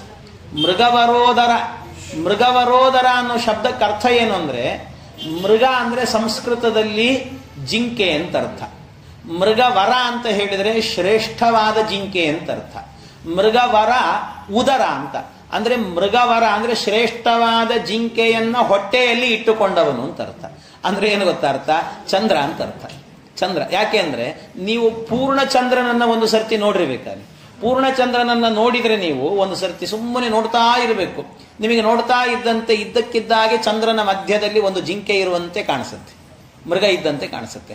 ಕೆಲವೊಮ್ಮೆ ನೀವು ಕಲ್ಪನೆ ಮಾಡಿಕೊಂಡಂತೆ ಕೆಲವೊಂದು ಸರ್ತಿ ಅದು ಮೊಲವಾಗಿಯೂ ಕಾಣಿಸ್ಬಿಡುತ್ತೆ. ಅವಾಗ ಶಶಿ ಅಂತ ಕರೀತಾರೆ ಅವನನ್ನು, ಚಂದ್ರನನ್ನು. ಹಾಗೆ ಒಂದೊಂದು ಸರ್ತಿ ಮೃಗವರೋದರ, ಅವನ ಹೊಟ್ಟೆ ಒಳಗಡೆ ಜಿಂಕೆಯನ್ನು ಇಟ್ಟುಕೊಂಡಂತೆ ಕಾಣಿಸುತ್ತೆ. ಹಾಗಾಗಿ ಮೃಗವರ ಉದರ ಅಂತ ಅವನಿಗೆ, ಚಂದ್ರನಿಗೆ ಹೆಸರಂತೆ. ಎಂತ ಅದ್ಭುತವಾದಂತೆ ಹೆಸರು. ಕಲ್ಪನೆ ನೋಡಿ, ಆ ಸುಂದರವಾದ ಕಲ್ಪನೆಯನ್ನು ತೆಗೆದುಕೊಂಡು ಶಬ್ದವನ್ನ ಈ ರೀತಿಯೂ ಒಂದು ಪದವನ್ನ ಚಂದ್ರನಿಗೆ ಬಳಸಬಹುದು ಅಂತ ಒಂದು ಹೊಸ ಕೋಶವನ್ನು ಕೊಡ್ತಾರೆ ದಾಸರು. ಮೃಗವರೋದರನೊಳಗೆ ಐರೂಪಗಳ ಚಿಂತಿಸಿ. ಈ 5 ರೂಪಗಳನ್ನು ಕೂಡ ಚಿಂತಿಸಿ, ಈ 5 ರೂಪಗಳ ಭಗವಂತನ ನಾರಾಯಣ, ವಾಸುದೇವ, ಸಂಕರ್ಷಣ, ಪ್ರದ್ಯುಮ್ನ, ಅನಿರುದ್ಧ 5 ರೂಪಗಳನ್ನು ಚಿಂತನೆ ಮಾಡಬೇಕು. ಅದರಲ್ಲಿ ಆಮೇಲೆ ಭಕ್ತಿ ರಸ ಮಾತುಗಳ ಭಕ್ತಿ ರಸ, ಅದರಲ್ಲಿ ಭಕ್ತಿ ಎನ್ನುವಂಥ ರಸವನ್ನ ಒಳ್ಳೆ ರಸ ಇಟ್ಟಿರಬೇಕಂತ. ಅದರ ಜೊತೆಗೆ ಮಾತುಗಳ ಹೋಮ ನಡಿಬೇಕಾದ್ರೆ ಮಂತ್ರ ಬೇಕು. ನಾವು ಆಡುವ ಮಾತುಗಳೆಲ್ಲ, ನಾವಂದ್ರೇನು ದೇವತೆಗಳು ಆಡುವ ಮಾತುಗಳೆಲ್ಲ ಮಂತ್ರವಾಗ್ತದಂತೆ. ಮಾತುಗಳ ಮಂತ್ರವ ಮಾಡಿ ಹೋಮಿಸುವರು ವಿಪಶ್ಚಿತರು, ಜ್ಞಾನಿಗಳಾದಂಥ ದೇವತೆಗಳು ಈ ರೀತಿ ಹೋಮವನ್ನು ಮಾಡುತ್ತಾರೆ ಅಂತ, ಈ ರೀತಿ ಅನುಸಂಧಾನ ಮಾಡಬೇಕು ಅಂತ ಹೇಳಿದ್ದಾರೆ. ಇಲ್ಲಿ ನಾನು ಆಗಲೇ ಹೇಳಿದಂತೆ ಗಗನ ಪಾವಕ ಅಂತ ಹೇಳಿದಾಗ ಎಲ್ಲದರಲ್ಲೂ ಕೂಡ 5 ರೂಪಗಳ ಚಿಂತನೆಯನ್ನು ಮಾಡಬೇಕು. ಈ ಗಗನ ಅಂತ ಹೇಳಿದ್ವಿ, ಆಮೇಲೆ ವಾರಿದ, ಆಮೇಲೆ ಈ ಭೂ, ಪಿತ ಮತ್ತು ಜನನಿ, ಇಷ್ಟರಲ್ಲೂ ಕೂಡ 5 ರೂಪಗಳ ಚಿಂತನೆ. ಆ 5 ರೂಪಗಳು ಹೇಗೆ ಚಿಂತನೆ ಮಾಡಬೇಕು ಅಂದರೆ, ನೀವು ಗಗನ ಅಂತ ಹೇಳಿದಾಗ ಗಗನದಲ್ಲಿ ನಾರಾಯಣ ರೂಪಿ ಪರಮಾತ್ಮ ಇದ್ದಾನೆ. ಆ ನಾರಾಯಣ ರೂಪಿ ಪರಮಾತ್ಮ ಇದ್ದಾನಲ್ಲ, ನಾರಾಯಣ ರೂಪಿ ಪರಮಾತ್ಮ ಇದ್ದಾನೆ. ಜೊತೆಗೆ ಏನು ಅಂತ ಹೇಳಿದ್ರೆ ಆ ಪಾವಕ ಅಗ್ನಿ ಇದೆ, ಅಗ್ನಿಗೆ ಸಮಿತ್ತು ರವಿ ಆಗಿದ್ದಾನೆ ಮತ್ತು ರಶ್ಮಿಗಳು ಧೂಮ ಆಗಿದ್ದಾವೆ. ಇವೆಲ್ಲ ಒಂದೊಂದು ಆಗಿದ್ದಾವಲ್ಲ, ಇವುಗಳಲ್ಲಿ ಪುನಃ ಮತ್ತೆ ಭಗವಂತನ ರೂಪಗಳ ಚಿಂತನೆ ಮಾಡಬೇಕು. ಅಲ್ಲಿ ಹೇಗೆ ಚಿಂತನೆ ಮಾಡಬೇಕು ಅಂತ ಹೇಳಿದ್ರೆ, ಸಮಿತ್ತು ರವಿ ಅಂತ ಇಟ್ಕೊಳ್ಳಿ. ಸಮಿತ್ತು ರವಿ ಅಂದ್ರೆ ಅಲ್ಲಿ ಯಾರಿದ್ದಾನೆ ಅಂದ್ರೆ ನಾರಾಯಣ ಅನ್ನೋ ರೂಪ ಇದೆ ಅಂತೆ ಪರಮಾತ್ಮನದ್ದು, ನಾರಾಯಣ ಅಂತ. ಆಮೇಲೆ ರಶ್ಮಿ ಧೂಮವು ಅಂದ್ರೆ ಧೂಮದಲ್ಲಿ ಆಗಬೇಕಾದ್ರೆ ಅಲ್ಲಿ ಇರುವಂತಹ ರೂಪ ಯಾವುದು ಅಂತ ಹೇಳಿದ್ರೆ ಭಗವಂತನ ವಾಸುದೇವ ನಾರಾಯಣ ಅಂತ, ಅಥವಾ ನಾರಾಯಣ ವಾಸುದೇವ, ಏನ್ ಬೇಕಾದ್ರೆ ನಾರಾಯಣ ವಾಸುದೇವ. ಇನ್ನೊಂದು ಆಮೇಲೆ ಮತ್ತೊಂದಿರುವಂತಹದ್ದು ಯಾವುದು ಅಂದ್ರೆ ಅರ್ಚಿ, ಅಂದ್ರೆ ಜ್ವಾಲೆ ಇದೆ ಅಲ್ವಾ, ಜ್ವಾಲೆ ಏನಿಪ್ಪುದು ಹಗಲಿನಲ್ಲಿ ಆಗಬೇಕಾದ್ರೆ ಅಲ್ಲಿ ಸಂಕರ್ಷಣ ಅಂದ್ರೆ ನಾರಾಯಣ ಸಂಕರ್ಷಣ ನಾರಾಯಣ, ಆ ರೀತಿ ಅಂತಹ ಒಂದು ರೂಪ ಇದೆ ಪರಮಾತ್ಮ. ನಕ್ಷತ್ರಗಳೇ ಕಿಡಿಗಳು ಅಂತಂದ್ರೆ ನಾರಾಯಣ ಪ್ರದ್ಯುಮ್ನ ಅಂತ ಅರ್ಥ. ಆಮೇಲೆ ಚಂದ್ರಮಾಂಗಾರ ಅಂದ್ರೆ ನಾರಾಯಣ ಅನಿರುದ್ಧ ಅಂತ. ಹಾಗಾದ್ರೆ ಎಷ್ಟಾಯ್ತು ಈಗ? ನಾರಾಯಣ ವಾಸುದೇವ, ನಾರಾಯಣ ಸಂಕರ್ಷಣ, ನಾರಾಯಣ ಪ್ರದ್ಯುಮ್ನ, ನಾರಾಯಣ ಅನಿರುದ್ಧ, 5 ರೂಪಗಳಾಯಿತು. ಇನ್ನು ಅಷ್ಟೇ ಅಲ್ಲದೇನೆ ಮೊದಲು ಹೇಳಿದಂತಹ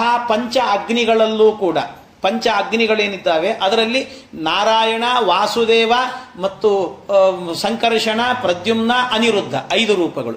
ಈ 5 ರೂಪಗಳು ಪಂಚ ಅಗ್ನಿಗಳಲ್ಲೂ ಕೂಡ ಈ ಏನು ಸಮಿತ್ತು ಮತ್ತು ರಶ್ಮಿ ಅಂದ್ರೆ ಹೊಗೆ ಮತ್ತು ಈ 5 ಪದಾರ್ಥಗಳನ್ನೇನು ಹೇಳಿದ್ದೀವಿ 5 ಇರುತ್ತೆ.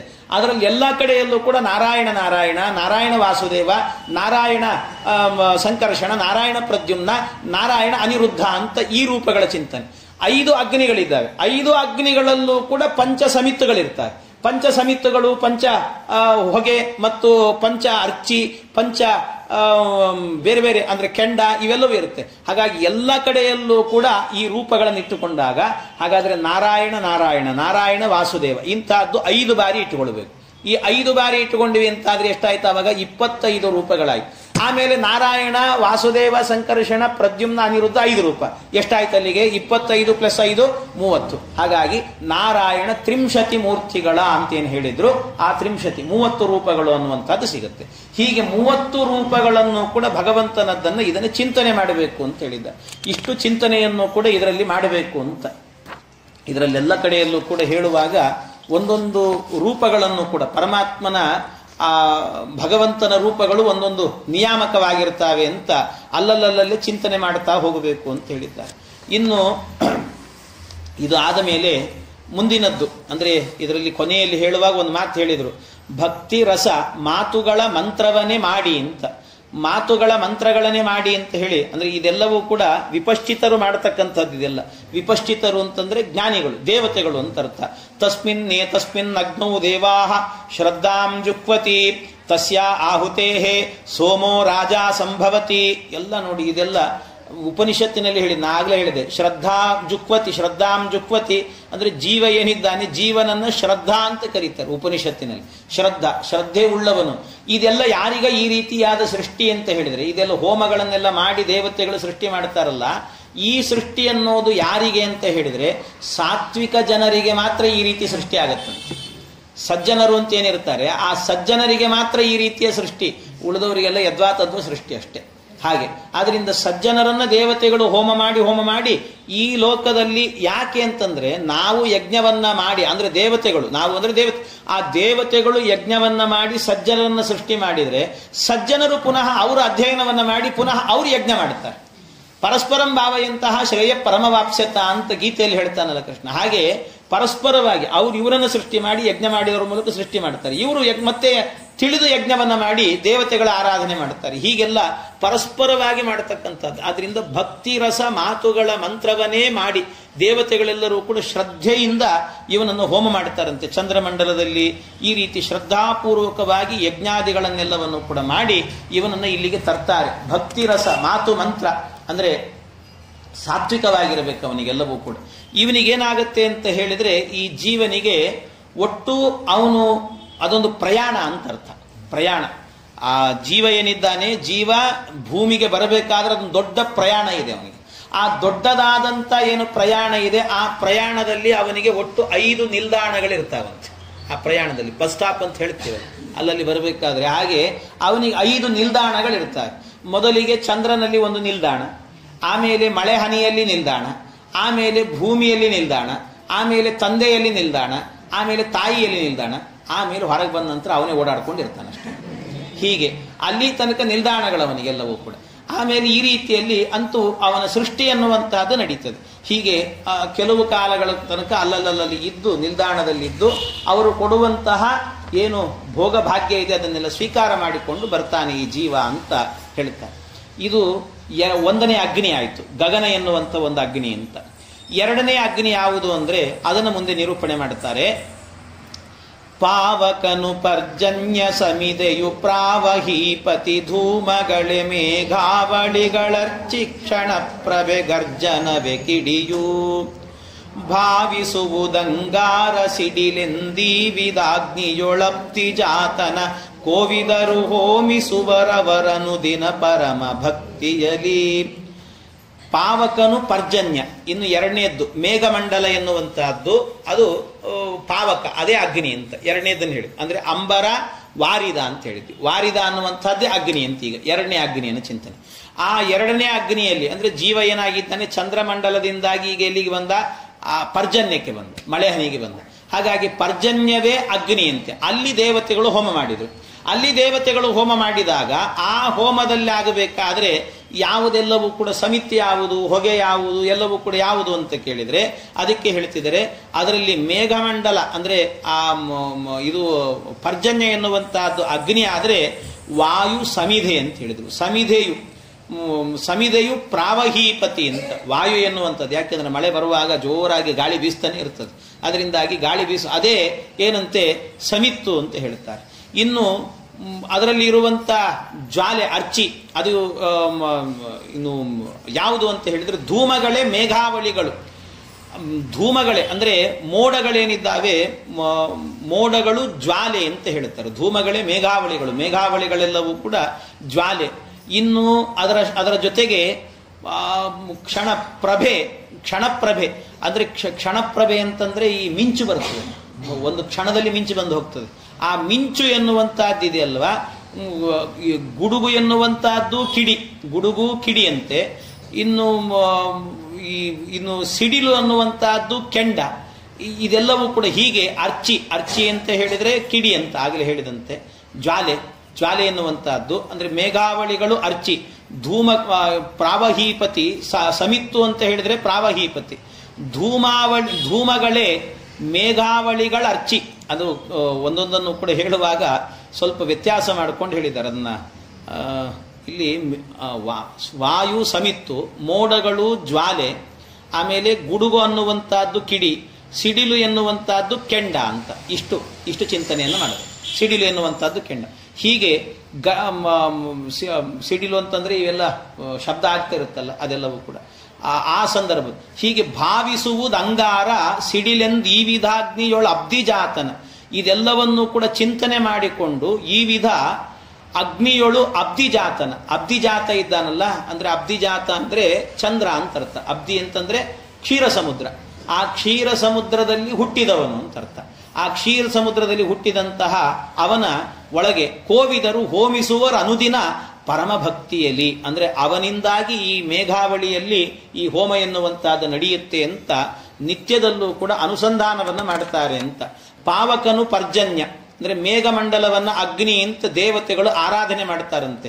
ಈ ಹೋಮ ಹವನಗಳಲ್ಲಿ ಅಗ್ನಿಯಲ್ಲಿ ಆಹುತಿಗಳನ್ನು ಅರ್ಪಿಸುವಂತೆ ಜೀವ ಹೋಮದಲ್ಲೂ ಕೂಡ ದೇವತೆಗಳು ಸಾತ್ವಿಕ ಜೀವರನ್ನ ಚಂದ್ರಮಂಡಲದಿಂದ ತಂದು ಮೇಘಮಂಡಲದಲ್ಲಿ ಸೇರಿಸ್ತಾರಂತೆ. ಆ ಮೇಘಮಂಡಲದಲ್ಲಿ ಸೇರಿಸಿದಾಗ ಅಲ್ಲಿ ಭಗವಂತ ವಾಸುದೇವ ಅನ್ನುವಂಥ ರೂಪದಿಂದ ಇರ್ತಾನೆ.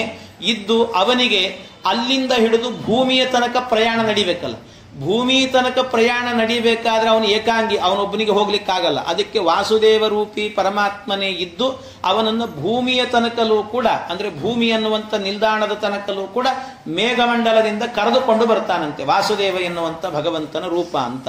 ಸಮಿದೆಯು ಪ್ರಾವಹೀಪತಿ, ಮೇಘಮಂಡಲ ಅನ್ನುವಂಥ ಅಗ್ನಿ ಅಂತಂದ ಮೇಲೆ ಅದಕ್ಕೆ ಅಗ್ನಿಗೂ 5 ಅಂಶಗಳಿರಬೇಕು. ಸಮಿತ್ತು, ಹೊಗೆ, ಜ್ವಾಲೆ, ಕೆಂಡ, ಕಿಡಿ. ತಣ್ಣಗಿನ ಗಾಳಿ ಏನಿರ್ತದೆ, ಮಳೆಗಾಳಿ ಅನ್ನುವಂಥದ್ದು ಬೀಸ್ತಾ ಇರ್ತದಲ್ಲ, ಅದು ಮೇಘಮಂಡಲವೆಂಬಂತ ಅಗ್ನಿಗೆ ಸಮಿದೆಯಂತೆ. ಮಳೆ ಸುರಿಸೋದಕ್ಕೆ ಅದು ಪ್ರಚೋದಕ ಆಗ್ತದಂತೆ. ಗಾಳಿ ಬರ್ತಾ ಇದ್ರೆ ಮಳೆ ಬೇಕಾದ ಹಾಗೆ ಸಮಿತ್ತು ಹಾಕಿದಂತೆ ಉರಿತಿರ್ತದೆ ಚೆನ್ನಾಗಿ. ಅದು ಹಾಗೆ ಗಾಳಿ ಬಂದಷ್ಟು ಚೆನ್ನಾಗಿ ಮಳೆ ಬರ್ತಿರ್ತದಂತೆ. ಅದು ಆ ರೀತಿಯಲ್ಲಿ ಅದು ಪ್ರಚೋದಕವಾಗತ್ತಂತೆ. ಇನ್ನು ಮೋಡಗಳೆಲ್ಲವೂ ಕೂಡ ಆಕಾಶವನ್ನ ಮುಚ್ಚೋದ್ರಿಂದಾಗಿ ಮಳೆಯ ಪ್ರಾರಂಭದ ಅವಸ್ಥೆ, ಅಂದ್ರೆ ಮಳೆಯ ಪ್ರಾರಂಭದ ಅವಸ್ಥೆ ಅಂದ್ರೆ ಮೋಡಗಳೆಲ್ಲವೂ ಕೂಡ ಆಕಾಶ ಮುಚ್ಚುತ್ತೆ. ಅಂದ್ರೆ ನೀವು ಹೋಮ ಮಾಡಿದಾಗ ಇಡೀ ಮನೆಯನ್ನೆಲ್ಲ ಮುಚ್ಚಿಬಿಡ್ತದೆ. ಯಾವ್ದು ಮುಚ್ಚುತ್ತೆ ಹೇಳಿ? ಹೊಗೆ ಮುಚ್ಚಿಬಿಡ್ತದೆ.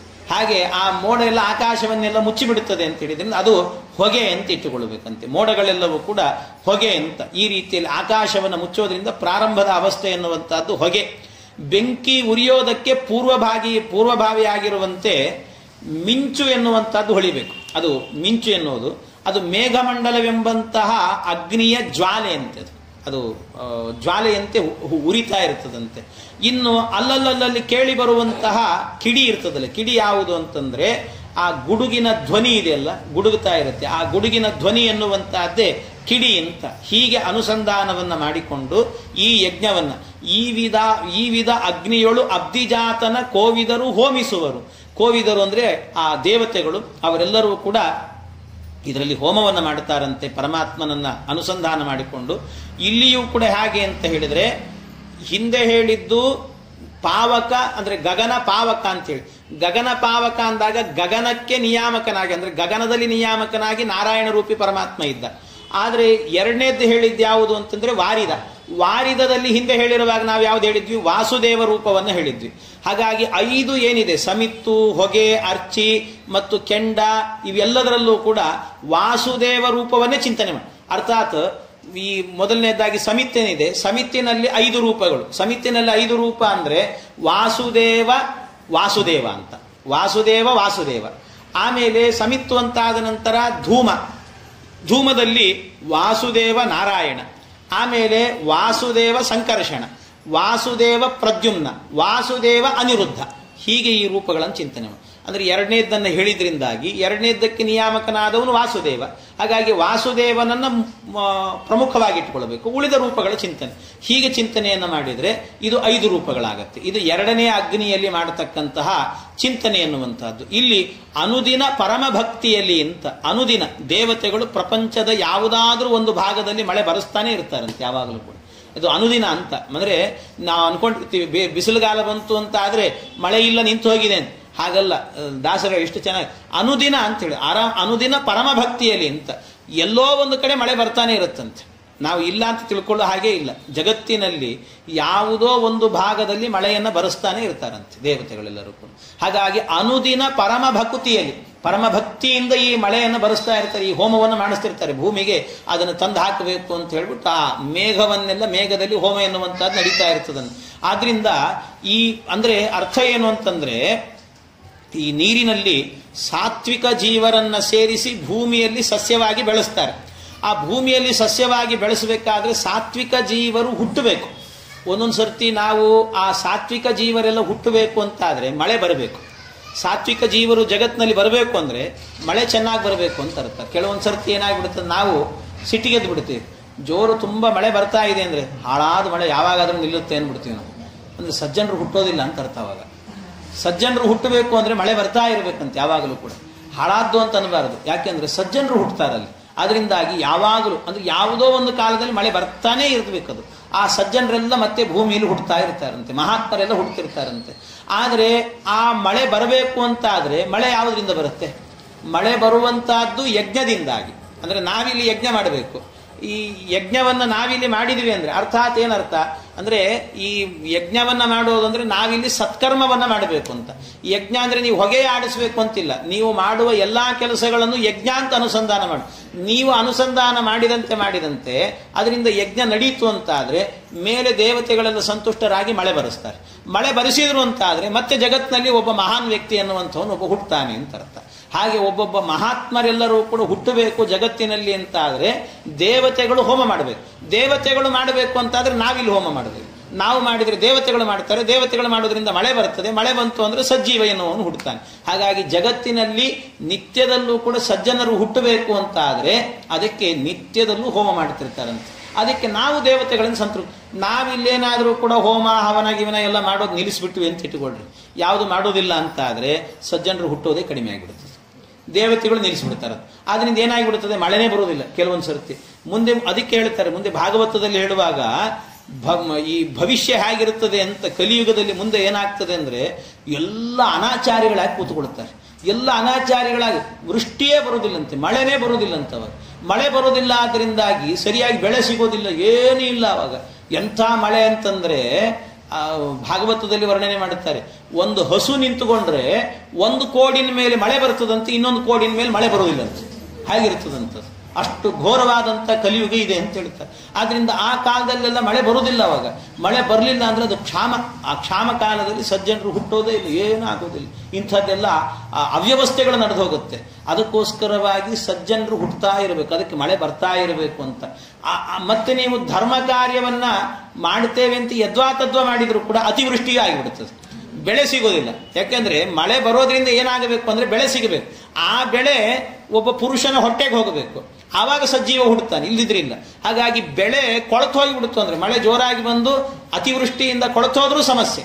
ಆದ್ರಿಂದ ಎಷ್ಟು ಬೇಕೋ ಅಷ್ಟು ಮಳೆ ಬರಬೇಕು. ಅದು ಬರಬೇಕು ಅಂತ ಆದ್ರೆ ದೇವತೆಗಳು ಅನುಗ್ರಹ ಮಾಡಬೇಕು.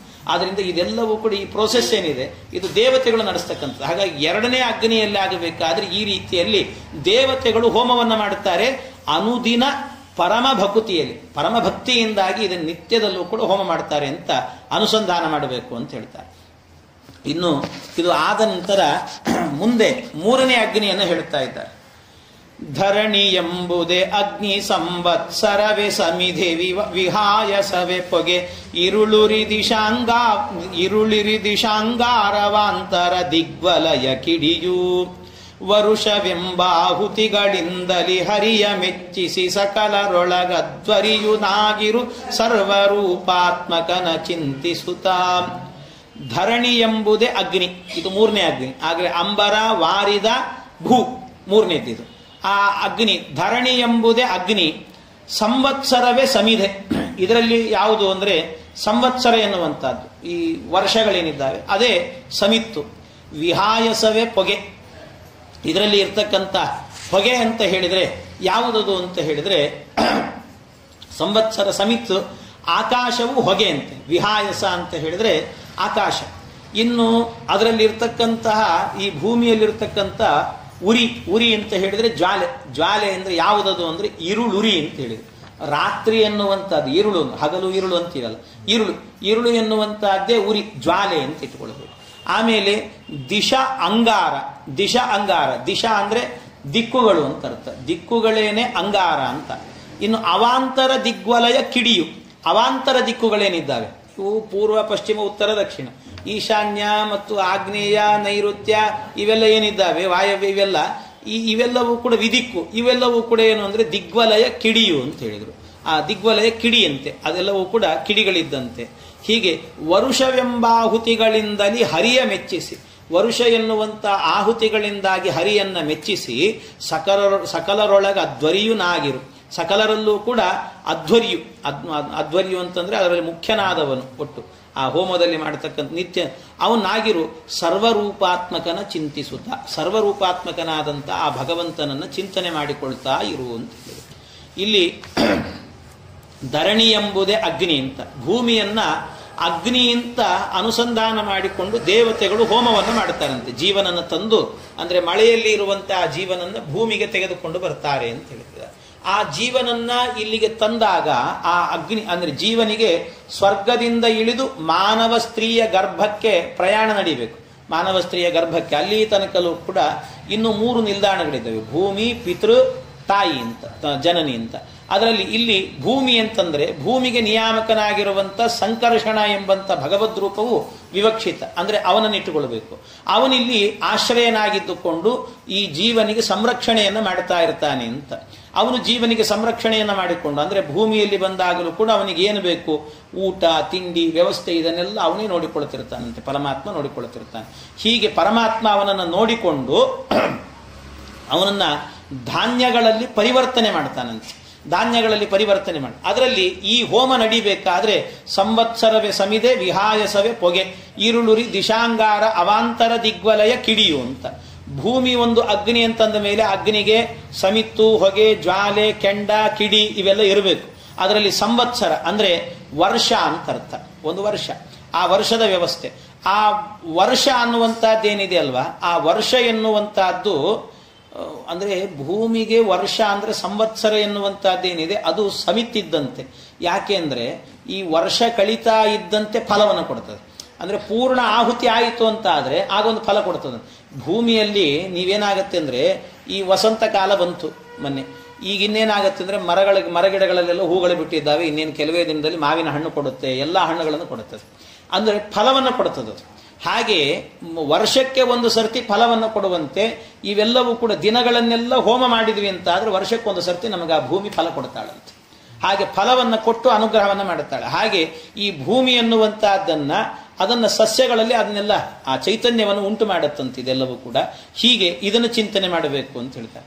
ವಿಹಾಯಸ ಅಂದ್ರೆ ಆಕಾಶ ನೀಲಿ ಬಣ್ಣ ಆದ್ರಿಂದಾಗಿ, ಆಕಾಶ ಎನ್ನುವುದು ನೀಲಿ ಬಣ್ಣ ಆದ್ರಿಂದ ಅದು ಹೊಗೆಯಂತೆ ಇದೆ ಅಂತ ಅದನ್ನು ಅನುಸಂಧಾನ ಮಾಡಿದ್ದಾರೆ. ಹಾಗೆ ಅದರಲ್ಲಿ ರಾತ್ರಿ ಎನ್ನುವಂತಹದ್ದು, ಭೂಮಿ ಎನ್ನುವಂತಹ ಅಗ್ನಿಗೆ ರಾತ್ರಿ, ಇರುಳು ಅನ್ನುವಂತಹದ್ದು ಉರಿ ಅಂದ್ರೆ ಜ್ವಾಲೆ ಅಂತ ಹೇಳಿದರು. ಅಂದ್ರೆ ರಾತ್ರಿಯಲ್ಲಿ ಗಿಡ ಮರಗಳಿಗೆ ಏನಾಗತ್ತಂತೆ, ಚಂದ್ರನ ಕಿರಣಗಳಿಂದಾಗಿ ಅಮೃತದ ಸೇಚನೆ ನಡೆಯುತ್ತಂತೆ. ರಾತ್ರಿ ಕಾಲದಲ್ಲಿ ನಮಗೆ ಗೊತ್ತಿಲ್ಲ, ನಾವು ಮಲಗಿರ್ತೀವಿ ಅಷ್ಟೇ, ಆದರೆ ಗಿಡ ಮರಗಳಲ್ಲಿ ಒಂದು ಚೈತನ್ಯ ಸಿಗ್ತದಂತೆ. ಚಂದ್ರನ ಕಿರಣಗಳೆಲ್ಲ ಬಿದ್ದಾಗ ಅವುಗಳು ಆನಂದದಿಂದ ಅಲ್ಲಿ ಬರುವಂತಹ ಒಂದು ವಿಶಿಷ್ಟವಾದಂತಹ ತೇಜಸ್ಸನ್ನ ಸ್ವೀಕಾರ ಮಾಡ್ತಾವಂತೆ. ಅದರಿಂದಾಗಿ ವಿಶೇಷವಾಗಿರುವಂತಹ ಸಂಪತ್ತಿನಿಂದ ಸಮೃದ್ಧವಾಗ್ತಾವಂತೆ ಗಿಡ ಮರಗಳೆಲ್ಲವೂ ಕೂಡ ಚಂದ್ರನ ಆ ಕಿರಣದಿಂದಾಗಿ. ಅದರಿಂದಾಗಿ ಅದೆಲ್ಲವೂ ಕೂಡ ಇರುಳು ಎನ್ನುವಂತಹದ್ದು ಉರಿ, ಅದಕ್ಕೆ ಒಳ್ಳೆ ತೇಜಸ್ಸು ಸಿಗುತ್ತೆ, ಆದ್ರಿಂದ ಅದು ಉರಿ ಅಂತ ಹೇಳಿದ್ರು.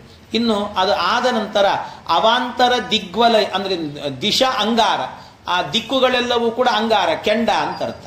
ಇನ್ನು ಅವಾಂತರ ದಿಗ್ವಲಯ ಕಿಡಿ ಅಂತ, ದಿಕ್ಕು ಕೆಂಡದಂತೆ ಅವಾಂತರ ದಿಕ್ಕುಗಳ ವಲಯ ಎಲ್ಲವೂ ಕೂಡ ಕಿಡಿಯಂತೆ ಅಂತ. ಹೀಗೆ ರಾತ್ರಿ ಎಂಬಂತ ಉರಿ ಆರಿದಾಗ ದಿಕ್ಕು ವಿದಿಕ್ಕುಗಳಲ್ಲೆಲ್ಲ ಕಾಣೋದ್ರಿಂದಾಗಿ, ಅಂದ್ರೆ ರಾತ್ರಿ ಎನ್ನುವಂತಹದ್ದು ಕಳೀತಾ ಇದ್ದಂತೆ ದಿಕ್ಕು ವಿದಿಕ್ಕುಗಳೆಲ್ಲ ಕಾಣಿಸುತ್ತೆ. ಹಾಗಾಗಿ ಅದು ಆರಿದಾಗ ಕಾಣಿಸುವಂತಹದ್ದಾದ್ರಿಂದ ಇದೆಲ್ಲ ಕಿಡಿಗಳೆಲ್ಲ ಎಲ್ಲ ಆದ್ಮೇಲೆ ಕೊನೆಗೆ ಬರ್ತಿರ್ತದೆ, ಹಾಗೆ ಬರುವಂತಹದ್ದು ಅಂತ ಇದನ್ನು ಅನುಸಂಧಾನ. ಇದರಲ್ಲಿ ಎಲ್ಲ ಕಡೆಯಲ್ಲೂ ಕೂಡ ನಿಯಾಮಕನಾಗಿರುವಂತ ಭಗವಂತನ ರೂಪ ಅಂತ ಹೇಳಿದ್ರೆ ಸಂಕರ್ಷಣ ಅಂತ. ಅದನ್ನ ಮತ್ತೆ ಕ್ರಮವಾಗಿ ಆಗಲೇ ಹೇಳಿದಂತೆ ಇಟ್ಟುಕೊಳ್ಬೇಕು.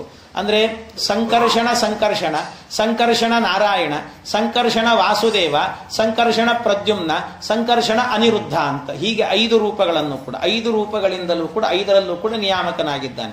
ಹೀಗೆ ವರುಷವೆಂಬಾಹುತಿಗಳಿಂದಲೇ ಹರಿಯ ಮೆಚ್ಚಿಸಿ, ವರುಷವೆಂಬಂತ ಆಹುತಿಯಿಂದಾಗಿ ಇಲ್ಲಿ ಹರಿಯನ್ನ ಮೆಚ್ಚಿಸಬೇಕು ಅಂತಂದ್ರೆ. ಮತ್ತೆ ಇಲ್ಲಿ ಹೇಳುವಾಗ ವರುಷವೆಂಬ ಆಹುತಿ ಅಂತಂದು ಕೂಡಲೇ ಏನ್ ದಿನಗಳನ್ನು ಹೇಳಿದ್ವಲ್ಲ ಆಗಲೇ, ಆ ವರ್ಷ ಅಲ್ಲ ಇಲ್ಲಿ ವರ್ಷ ಅಂತ ಹೇಳಿದ್ರೆ ಮಳೆ ಅಂತ ಅರ್ಥ. ಇಲ್ಲಿ ಹಿಂದೆ ಹೇಳಿದ್ದು ವರ್ಷ ಅಂತಂದ್ರೆ ಅದಕ್ಕೆಲ್ಲ ದಿನಗಳು, ದಿವಸಗಳು ಅಂತ. ಇಲ್ಲಿ ಹೇಳುತ್ತಾ ಇರುತ್ತೆ ವರುಷವೆಂಬ ಆಹುತಿಗಳಿಂದಲೇ, ಅಂದ್ರೆ ವರುಷವೆಂಬ ಆಹುತಿ ಅಂದ್ರೆ ಆ ಮಳೆ ಎನ್ನುವಂತ ಆಹುತಿಯನ್ನ ತಂದು ಈ ಭೂಮಿಯಲ್ಲಿ ಹಾಕೋದು ಅಂತ ಅರ್ಥ. ಇಲ್ಲಿ ವರುಷ ಅಂತ ಹೇಳಿದ್ರೆ ಮಳೆ ಅಂತ ಅರ್ಥ. ಹಾಗಾಗಿ ಮಳೆ ಎಂಬಂತ ಆಹುತಿಯನ್ನ ತಂದು ಈ ಭೂಮಿಯಲ್ಲಿ ಹಾಕಿ ಆ ಭೂಮಿಯಲ್ಲಿ ಇರತಕ್ಕಂಥ ಭಗವಂತ ಸಂಕರ್ಷಣ ಎನ್ನುವ ರೂಪಿ ಪರಮಾತ್ಮ ಇದ್ದಾನಲ್ಲ ಅವನನ್ನ ಮೆಚ್ಚಿಸು, ಹರಿಯ ಮೆಚ್ಚಿಸಿ, ನಿಯಾಮಕನಾಗಿರುವಂತ ಹರಿ ಮೆಚ್ಚುವಂತೆ ಮಾಡಬೇಕು. ಸರ್ವರೂಪಾತ್ಮಕನ ಚಿಂತಿಸುತ್ತ ಅಂತ. ಆ ಸರ್ವರೂಪಗಳಿಂದಲೂ ಇರತಕ್ಕಂಥ ಅಂದ್ರೆ ಎಲ್ಲ ಕಡೆಯಲ್ಲೂ ಸಮಿತ್ತು, ಹೊಗೆ, ಕಿಡಿ, ಅಂಗಾರ, ಕಿಡಿ ಎಲ್ಲ ಕಡೆಯಲ್ಲೂ ಕೂಡ ಎಲ್ಲೆಲ್ಲಿ ಇದ್ದಾನೆ ಎಲ್ಲ ಕಡೆಯಲ್ಲೂ ಕೂಡ ಸರ್ವರೂಪಾತ್ಮಕನಾಗಿ ಭಗವಂತನೇ ಇದ್ದಾನೆ ಅಂತ ಅವನನ್ನು ಚಿಂತಿಸಿಕೊಳ್ಳಬೇಕು. ಸಕಲರೊಳಗ ಅಧ್ವರ್ಯನಾಗಿರುವಂತ ಅಧ್ವರ್ಯು ಅಂತ ಹೇಳಿದರೆ, ಅಧ್ವರ್ಯು ಅಂದರೆ ಯಜ್ಞ ಮಾಡುವಂತಹ, ಒಟ್ಟು ಒಂದು ಯಜ್ಞ ಅಂತಂದ್ರೆ ಸುಮಾರಾಗಿ ದೊಡ್ಡ ಯಜ್ಞ ಅಂತಂದ್ರೆ ಈ ಸಾಮಾನ್ಯ ಎಲ್ಲ ಪೌಮಾನ ಹೋಮ ಆದಿದು ಒಂದು 3-4 ಜನ ಸೇರಿ ಮಾಡಿಬಿಡ್ತಾರೆ. ದೊಡ್ಡದೊಂದು ಯಜ್ಞ ಮಾಡೋದು ಅಂದರೆ 16 ಜನ ಋತ್ವಿಕ್ಗಳು ಇರಬೇಕು. ಅದಕ್ಕೆ ಆ 16 ಜನ ಋತ್ವಿಜರು ಇರಬೇಕು ಅಂತಾದರೆ ಅದರಲ್ಲಿ ಪ್ರಧಾನ ಅಂತ ಒಬ್ಬ ಇರ್ತಾನಂತೆ. ಪ್ರಧಾನ ಅವನನ್ನ ಅಧ್ವರ್ಯು ಅಂತ ಕರೀತಾರೆ. ಅವನೇ ಆಹುತಿಯನ್ನ ಅಗ್ನಿಯಲ್ಲಿ ಅರ್ಪಿಸುವವನು.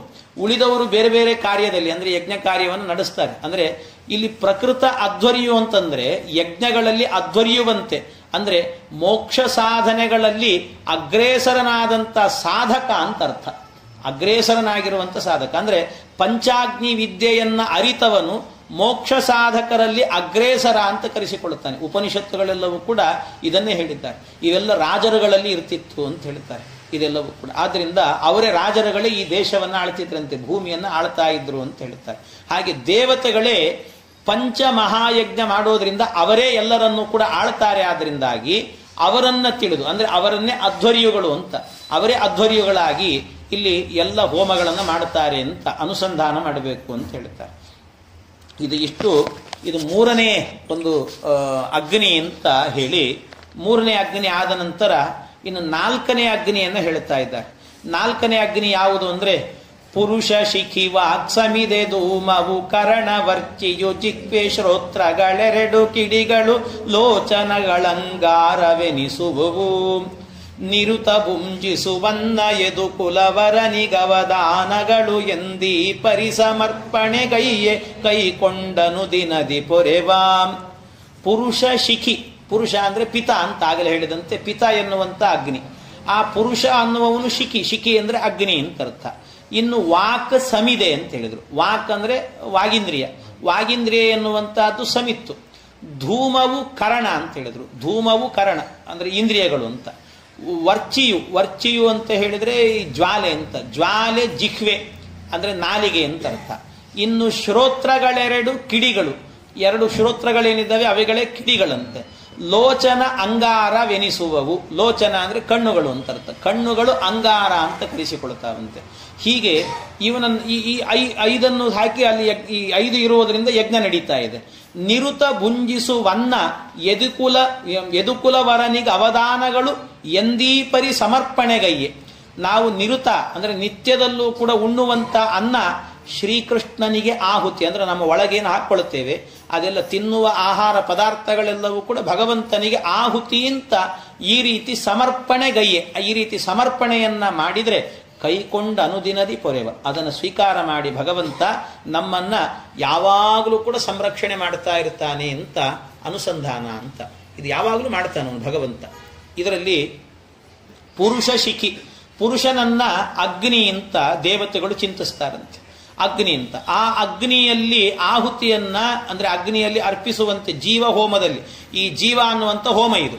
ಈ ಜೀವ ಹೋಮದಲ್ಲಿ ಪುರುಷನಲ್ಲಿ ಆ ಜೀವನನ್ನ ತಂದು ಹಾಕ್ತಾರೆ. ಅಂದ್ರೆ ಕಾಳಿನ ರೂಪದಲ್ಲಿ ಇದ್ದಂತಹದ್ದನ್ನ ಅವನ ಬಾಯಿಗೆ ಹಾಕಿ ಯಜ್ಞವನ್ನ ಮಾಡ್ತಾರಂತೆ. ಆ ಜೀವ ಒಳಗೆ ಹೋಗುವಂತೆ ಮಾಡ್ತಾರೆ ಅಂತ ಹೇಳಿ. ಆ ಜೀವ ಅಲ್ಲಿ ಒಳಗೆ ಹೋದಾಗ ಅಂದ್ರೆ ಆ ಭೂಮಿಯಿಂದ ಅಂದ್ರೆ ಕಾಳಿನಿಂದ ಹಿಡ್ಕೊಂಡು ಇಲ್ಲಿ ತನಕ ಅವನ ಹೊಟ್ಟೆಗೆ ಬರುವ ತನಕಲೂ ಕೂಡ ಸಂಕರ್ಷಣ ರೂಪಿ ಪರಮಾತ್ಮ ಅವನ ಜೊತೆಗೆ ಇದ್ದು ಅವನ ಜೊತೆಗೆ ಪ್ರಯಾಣವನ್ನು ಮಾಡ್ತಾನೆ. ಅಂದ್ರೆ ಎಲ್ಲೂ ಜೀವ ಏಕಾಂತ ಇಲ್ವೇ ಇಲ್ಲ, ಒಬ್ಬನೇ ಅಂತ ಇಲ್ವೇ ಇಲ್ಲ. ಎಲ್ಲಾ ಕಡೆಯಲ್ಲೂ ಕೂಡ ಸಖನಾಗಿ ಪರಮಾತ್ಮ ಎಲ್ಲ ಕಡೆಯಲ್ಲೂ ಇರ್ತಾನೆ. ಹಾಗೆ ವಾಸುದೇವಾಚಾರ್ಯರಿಗೆ ನನು ಸಖ ಮಮ ಕಾನನ ಗೋವಿಭುಹು ಅಂತ ಹೇಳಿದಂತೆ ಎಲ್ಲಾ ಕಡೆಯಲ್ಲಿ ಸಖನಾಗಿರ್ತಾನಂತೆ. ಈ ಜೀವ ಆ ಕಾಳಿನ ರೂಪದಿಂದಾಗಿ ಪಿತ ತಂದೆಯ ಹೊಟ್ಟೆಗೆ ಬರ್ತಾನೆ. ಅವನಲ್ಲಿಗೆ ಬಂದಾಗ ಅಲ್ಲಿ ಈ ಸಂಕರ್ಷಣ ರೂಪಿ ಪರಮಾತ್ಮ ನೋಡೋ ನನ್ನ ಕೆಲಸ ಮುಗಿತು, ಇವನನ್ನು ನೋಡ್ಕೊ ನೀನು ಅಂತ ಅವನಿಗೆ ಹೇಳ್ತಾನಂತೆ. ಆಗ ಅಲ್ಲಿ ಪ್ರದ್ಯುಮ್ನ ನಾಮಕ ಭಗವಂತ ಅವನ ಸಂರಕ್ಷಣೆ ಮಾಡ್ಲಿಕ್ಕೆ ಶುರು ಮಾಡ್ತಾನೆ. ಅವನು ಆ ಪ್ರದ್ಯುಮ್ನ ನಾಮಕ ಭಗವದ್ ರೂಪ ಜೀವನಿಗೆ ಪುರುಷನಲ್ಲಿ ಪ್ರದ್ಯುಮ್ನೇ ಆಶ್ರಯ. ಅಲ್ಲಿ ದೇವತೆಗಳು ಧ್ಯಾನ ಮಾಡ್ತಾರಂತೆ. ಇದೇ ಜೀವಹೋಮ ಅಂದ್ರೆ ದೇವತೆಗಳೆಲ್ಲ ದೇವತೆಗಳು ಈ ರೀತಿ ಭಗವಂತ ನಿನಗೆ ತಂದು ಕೊಟ್ಟಿದ್ದೀನಿ ಜೀವನನ್ನು ಸಂರಕ್ಷಣೆ ಮಾಡಿ ಮುಂದೆ ಉದ್ಧಾರ ಮಾಡಿವನನ್ನ ಅಂತ ದೇವತೆಗಳು ಕೇಳಿಕೊಳ್ಳುತ್ತಾರೆ. ಇದು ಜೀವಹೋಮ ಅಂತ. ಹೀಗೆ ಇಷ್ಟು ನಡೀತಾ ಇರುತ್ತಂತೆ. ಇಲ್ಲಿ ಪುರುಷ ಅಂದ್ರೆ ಪುರುಷನಿಗೆ ನಿಯಾಮಕನಾದಂಥ ಪ್ರದ್ಯುಮ್ನ ಎನ್ನುವಂಥ ಭಗವದ್ ರೂಪವು ವಿವಕ್ಷಿತ. ಅವನನ್ನು ಇಟ್ಟುಕೊಳ್ಬೇಕು. ಪುರುಷನಲ್ಲಿ ಜೀವನಿಗೆ ಈ ಪ್ರದ್ಯುಮ್ನೇ ಆಶ್ರಯ. ಅವನು ಜೀವನಿಗೆ ಪುರುಷನ ರೇತಸ್ಸಿನಲ್ಲಿ ಅಂದ್ರೆ ಆಶ್ರಯವನ್ನು ಕೊಡ್ತಾನಂತೆ. ರೇತಸ್ಸಾಗಿ ಪರಿವರ್ತನೆಯನ್ನು ಮಾಡ್ತಾನೆ. ಇದೆಲ್ಲ ನಡೆಯುವಾಗ ಇಲ್ಲಿ ಹೋಮ ನಡೆಯುತ್ತಲ್ಲ, ಈ ಹೋಮ ನಡೆಯುವಾಗ ಇದರಲ್ಲಿ ವಾಕ್ ಸಮಿದೆ ಅಂತಂದ್ರು. ವಾಕ್ ಪುರುಷ ಅನ್ನುವಂಥ ಅಗ್ನಿ ಅಂದ ಮೇಲೆ ಅಗ್ನಿಗೂ ಕೂಡ 5 ಸಮಿತ್ತು, ಹೊಗೆ, ಜ್ವಾಲೆ, ಕೆಂಡ, ಕಿಡಿ ಇವೆಲ್ಲ ಇರಬೇಕು. ವಾಕ್ ಅಂದ್ರೆ ವಾಗಿಂದ್ರಿಯ, ಮಾತನಾಡುವಂತ ಶಕ್ತಿ ಅಂತ ಅರ್ಥ. ಆ ಪುರುಷನೆಂಬಂತ ಅಗ್ನಿಗೆ ಸಮಿತ್ತು ಯಾವುದು ಅಂದ್ರೆ ಮಾತಿನ ಶಕ್ತಿ ಇಲ್ಲದೆ ಇದ್ರೆ ಮಾನವ ಏನೂ ವ್ಯವಹಾರ ಮಾಡ್ಲಿಕ್ಕೆ ಸಾಧ್ಯ ಇಲ್ಲ. ಅವನಿಗೆ ಹಸಿವೆ ಆಗಿದೆ ಅಂತ ಕೇಳಬೇಕಾದ್ರೂ ಮಾತು ಬೇಕು, ಅವನು ಬದುಕಲಿಕ್ಕೆ ಮಾತು ಬೇಕು. ಹಾಗಾಗಿ ಮಾತು ಎನ್ನುವಂತಹದ್ದು ಅದು ಜ್ಞಾನ ಸಾಧನೆಗೆ ದೊಡ್ಡ ತಪಸ್ಸು. ಮಾತು ಅನ್ನುವಂಥದ್ದು, ಜ್ಞಾನ ಅನ್ನುವಂಥದ್ದು ನಮಗೆ ಬರಬೇಕು ಅಂತ ಆದ್ರೆ ಆ ಮಾತೇ ಬೇಕು. ಮಾತಿನ ಶಕ್ತಿಯೇ ಶಕ್ತಿ. ಹಾಗಾಗಿ ಮೋಟಿವೇಶನ್ ಅಂತ ಹೇಳ್ತಾರಲ್ಲ, ಮೋಟಿವೇಶನ್ ಇತ್ತು ಅಂತಾದ್ರೆ ಎಷ್ಟು ಎತ್ತರಕ್ಕೆ ಬೇಕಾದ್ರೂ ಹೋಗ್ತಾನಂತೆ ವ್ಯಕ್ತಿ. ಹಾಗೆ ಆ ರೀತಿಯಲ್ಲಿ ಆ ಮಾತು ಎನ್ನುವಂತಹದ್ದು ಸಮಿತ್ತು ಅಂತ, ಅದು ಉರಿತಾ ಇರಬೇಕಂತೆ ಯಾವಾಗಲೂ ಕೂಡ. ಹೀಗೆ ಅನ್ನವನ್ನ ಉಣ್ಣುವಾಗಲೂ ಕೂಡ ಮಾತಾಡಬೇಕು ಅಂತ ಹೇಳ್ತಾರೆ. ಅಂದ್ರೆ ನಿಜವಾಗ್ಲೂ ಊಟ ಮಾಡುವಾಗ ಮಾತಾಡ್ಲಿಕ್ಕಿಲ್ಲ, ಆದ್ರೂ ಮಾತನಾಡಬೇಕು. ಉಪನಿಷತ್ತು ಹೇಳುತ್ತದೆ ಏನು ಮಾತಾಡಬೇಕು ಅಂತಂದ್ರೆ ಅನ್ನಂ ಪ್ರಶಂಸನ್ ಭುಂಜೀತ ಅಂತ ಹೇಳುತ್ತದೆ ಶಾಸ್ತ್ರ. ಅನ್ನಂ ಪ್ರಶಂಸನ್, ಮಾತಾಡಬಾರದು. ಆಡೋದು ಅಂತಿದ್ರೆ ಒಂದು ದೇವ್ರ ನಾಮ ಹೇಳಬೇಕು, ಇಲ್ಲ ಅಂತ ಆದ್ರೆ ಅನ್ನವನ್ನ ಪ್ರಶಂಸೆ ಮಾಡಬೇಕಂತೆ. ಅನ್ನವನ್ನ ಪ್ರಶಂಸೆ, ಎಷ್ಟು ಚೆನ್ನಾಗಿದೆ ಅಡಿಗೆ ಅಂತ. ಯಾಕದು ಚೆನ್ನಾಗಿದೆ ಅಂದ್ರೆ ಮತ್ತಲ್ಲೂ ಅನುಸಂಧಾನ, ಒಳಗಡೆ ಭಗವಂತನ ವಿಭೂತಿ ರೂಪ ಇದೆ, ಆದ್ರಿಂದ ಇದು ಚೆನ್ನಾಗಿದೆ ಅಂತ ಅನುಸಂಧಾನ ಮಾಡಿ. ಹೀಗೆ ಯಾವುದಾದ್ರೂ ಒಂದು ವಸ್ತು ಚೆನ್ನಾಗಿದೆ, ಇವತ್ತು ಮಾಡಿದ ಸಾರು ರುಚಿಯಾಗಿದೆ ಅಂತ ಹೇಳಿದ್ರೆ ಹೆಂಡತಿ ಮಾಡಿದ್ದಾಳೆ ಅಂತ ರುಚಿಯಾಗಿದೆ ಅಂತ ತಿಳ್ಕೊಂಡ್ಬಿಡ್ಬೇಡ್ರಿ. ಹೆಂಡತಿ ಮಾಡುವಾಗ ಭಗವಂತನ ಸ್ಮರಣೆ ಮಾಡಿದ್ರಿಂದ ಆ ಸಾರಿನಲ್ಲಿ ಭಗವಂತನ ವಿಶೇಷವಾದ ವಿಭೂತಿ ರೂಪ ಬಂದಿದೆ, ಆದ್ರಿಂದ ಅದು ಚೆನ್ನಾಗಿದೆ. ಇಲ್ಲಿದ್ರೂ ಚೆನ್ನಾಗಿರ್ಲಿಕ್ಕೆ ಸಾಧ್ಯ ಇಲ್ಲ. ಹಾಗೆ ಆದ್ರಿಂದಾಗಿ ಈ ರೀತಿಯಲ್ಲಿ ಪರಮಾತ್ಮನನ್ನು ಚಿಂತನೆ ಮಾಡಬೇಕಂತೆ. ಅನ್ನಂ ಪ್ರಶಂಸನ್ ಭುಂಜೀತ ಅಂತ ಹೇಳ್ತಾರೆ. ಹೀಗೆ ಅನ್ನವನ್ನು ಹೊಗಳುತ್ತಾ ಹೊಗಳುತ್ತಾ ಊಟ ಮಾಡಬೇಕು ಅಂತ. ಆಮೇಲೆ ಅದು ಏನಾಗತ್ತಂತೆ, ವೀರ್ಯ ಉಂಟಾಗ್ತದೆ ಒಳಗಡೆಯಲ್ಲಿ. ಅದರಿಂದಾಗಿ ಸ್ತ್ರೀಯಲ್ಲಿ ಗರ್ಭಾಧಾನ ಎನ್ನುವಂಥ ಸಂಸ್ಕಾರ ನಡೀತದೆ. ಆ ಸಂಸ್ಕಾರ ನಡೆಯುವಾಗಲೂ ಕೂಡ ಮಾತು ಬೇಕು ಅಂತ, ಸರಸ ಸಲ್ಲಾಪದ ಮಾತು ಬೇಕು ಅಂತ ಹೇಳ್ತಾರೆ. ಅಲ್ಲೂ ಕೂಡ ಅದು ಸಮಿತ್ತು ಅಂತ ಅರ್ಥ. ಅಲ್ಲಿ ಒಂದು ಯಜ್ಞ ನಡೀಬೇಕಲ್ಲ, ಅದಕ್ಕೂ ಕೂಡ ಸಮಿತ್ತು ಎನ್ನುವಂತಹದ್ದು. ಹಾಗೆ ಅದರಿಂದ ಮಾತಿನ ಶಕ್ತಿ ಎನ್ನುವಂತಹದ್ದು ಪುರುಷಾಗ್ನಿಗೆ ಸಮಿತ್ತು ಇದ್ದಂತೆ, ಅದು ಉರಿತದಂತೆ, ಚೆನ್ನಾಗಿ ಉರಿಸುತ್ತೆ ಅಂತ ಹೇಳ್ತಾರೆ. ಇನ್ನು ಧೂಮವು ಕರಣ ಅಂದ್ರೆ ಪುರುಷಾಗ್ನಿ ಎನ್ನುವಂತಹ ಅಗ್ನಿಗೆ ಹೊಗೆ ಯಾವುದು ಅಂತ ಹೇಳಿದ್ರೆ ಕರಣ ಅಂತ ಹೇಳಿದ್ರು. ಧೂಮವು ಕರಣ ಅಂತ. ಕರಣ ಇದರಲ್ಲಿ ಇಲ್ಲಿ ಮತ್ತೆ ಹೇಳ್ತೇನೆ. ಅಂತೂ ಹೀಗೆ ವಾಗಿಂದ್ರಿಯ ಎನ್ನುವಂತಹದ್ದು ಸಮಿತ್ತು. ಇನ್ನು ಅರ್ಚಿಯು ಜಿಹ್ವೆ ಅಂತ ಹೇಳಿದ್ರು. ಅರ್ಚಿಯು ಜಿಹ್ವೆ ಅಂದ್ರೆ ಅರ್ಚಿ ಯಾವುದು ಅಂತಂದ್ರೆ ಜಿಹ್ವೆ, ನಮ್ಮ ನಾಲಿಗೆ ಎನ್ನುವಂತಹದ್ದು ಅರ್ಚಿಯು ಜಿಹ್ವೆ. ಆಮೇಲೆ ಶ್ರೋತ್ರಗಳು ಕಿಡಿ, ಚಕ್ಷುಸ್ಸು ಅಂಗಾರ, ಅದು ಕೆಂಡ ಅಂತ ಅರ್ಥ. ಈ ಇಂದ್ರಿಯಗಳನ್ನು ಒಂದೊಂದಾಗಿ ಹೇಳುವಾಗ ಇದರ ಮಧ್ಯದಲ್ಲಿ ಒಂದೇನು ಮಾಡಿದ್ದಾರೆ ಅಂದ್ರೆ ಧೂಮವು ಕರಣ ಅಂತ ಹೇಳಿದ್ದಾರೆ.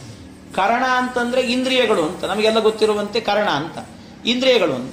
ಈಗಾಗಲೇ ಇಂದ್ರಿಯಗಳನ್ನೆಲ್ಲ ಬೇರೆ ಬೇರೆ ಹೇಳಿ ಆಗಿದೆ. ವಾಗೀಂದ್ರಿಯ ಎನ್ನುವುದು ಸಮಿತ್ತು ಅಂತ ಹೇಳಿ ಆಗಿದೆ. ಇನ್ನು ಮತ್ತೆ ವರ್ಚಿಯು ಜಿಕ್ವೆ ಅಂತ ಹೇಳಿ ಆಗಿದೆ. ಜಿಕ್ವೇಂದ್ರಿಯವನ್ನಲ್ಲಿ ಸೇರಿಸಿದ್ದೇವೆ. ಇನ್ನು ಕರ್ಣ ಅಂತ ಹೇಳಿಬಿಟ್ಟು ಯಾವ ಇಂದ್ರಿಯವನ್ನು ಹೇಳುತ್ತಿದ್ದಾರೆ? ಹಾಗಾದ್ರೆ ಕರ್ಣ ಅನ್ನುವಂತಹದ್ದು ಯಾವ ಇಂದ್ರಿಯ? ಎಲ್ಲ ಯಾಕೆಂದ್ರೆ ಬಹುಶಃ ನಿಮ್ಮ ಪುಸ್ತಕಗಳಲ್ಲೂ ಕೂಡ ಎಲ್ಲ ಪಾಠಗಳು ಕರ್ಣ ಅಂತಲೇ ಇರಬೇಕು. ಯಾವುದಾದ್ರೂ ಪಾಠ ಬದಲಾಗಿದ್ರೆ ಹೇಳಿ ನನಗೆ, ನಾನು ಹುಡುಕಿದ ಪುಸ್ತಕದಲ್ಲಿ ಸಿಕ್ಕಿಲ್ಲ ನನಗೆ. ಆದ್ರಿಂದ ಕರ್ಣ ಅಂತಲೇ ಪಾಠ ಇದೆ ಎಲ್ಲ ಕಡೆಯಲ್ಲೂ ಕೂಡ. ಅಂದ್ರೆ ನಡುವೆ ಕರ್ಣ ಅನ್ನೋದನ್ನ, ಅಂದ್ರೆ ಇಂದ್ರಿಯಗಳನ್ನ ಧೂಮ ಅಂತ ಹೇಳಿದ್ರೆ ಇಂದ್ರಿಯ ಧೂಮ ಎನ್ನುವಂತ ಪ್ರಶ್ನೆ. ಅಂದ್ರೆ ಇಲ್ಲಿ ಧೂಮ ಅಂತ ಹೇಳಿದ್ರೆ ಯಾವುದದು, ಯಾವ ಇಂದ್ರಿಯ ಅಂತ ಒಂದು ಪ್ರಶ್ನೆ ಬರ್ತದೆ. ಯಾಕೆಂದ್ರೆ ಬೇರೆ ಬೇರೆ ಇಂದ್ರಿಯಗಳನ್ನು ಒಂದೊಂದೊಂದೊಂದು ಹೇಳಿ ಆಗಿದೆ.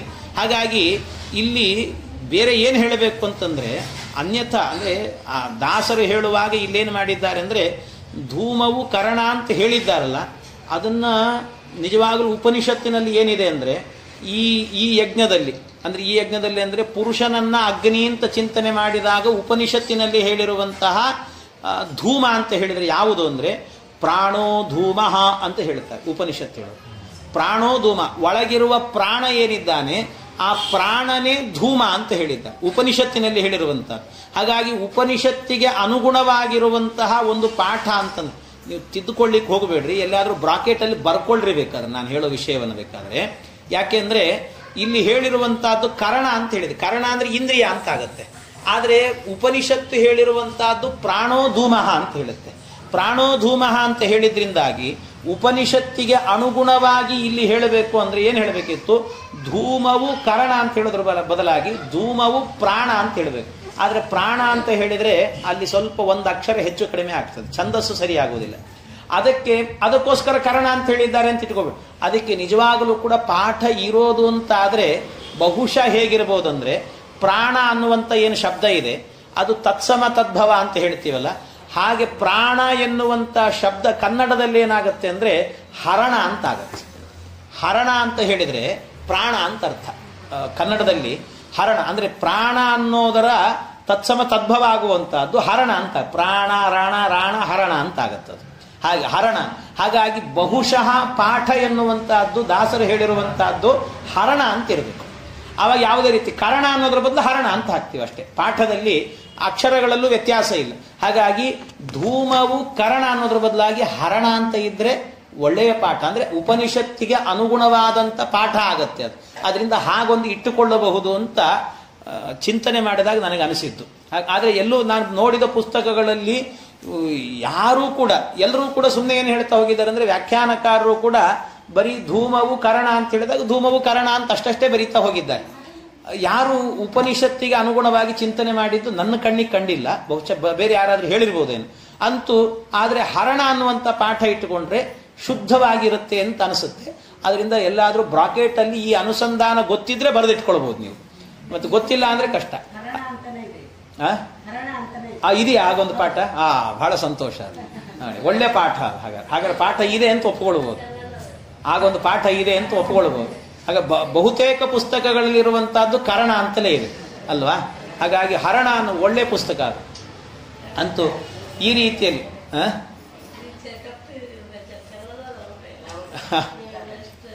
ಅದೇ ನನಗೆ ಸಿಕ್ಕಿಲ್ಲ ಆ ಪಾಠ, ಅದಕ್ಕೋಸ್ಕರವಾಗಿ ನಾನು ಅದೇ ನನಗೆ ಈಗ ಒಂದು ಪಾಠ ಸಿಕ್ತು ಅಂತ ತೃಪ್ತಿ ಆಯ್ತು ನನಗೆ. ಅಂತೂ ಈ ರೀತಿಯಲ್ಲಿ ಅದನ್ನು ಚಿಂತನೆ ಮಾಡಬೇಕು ಅಂತ. ಹಾಗೆ ಪ್ರಾಣ ಅನ್ನುವಂಥ ಶಬ್ದ ಅದು ತದ್ಭವ ರೂಪ ಆದ್ರಿಂದ ಹರಣ ಅನ್ನೋದನ್ನ ಅಂದ್ರೆ ಉಸಿರು ಅಂತ ಅರ್ಥ. ಆ ಉಸಿರು ಎನ್ನುವಂತಹದ್ದೇನೆ ಧೂಮ ಅಂತ ಇಟ್ಟುಕೊಳ್ಬೇಕು ಅಂತ ಹೇಳ್ತಾರೆ.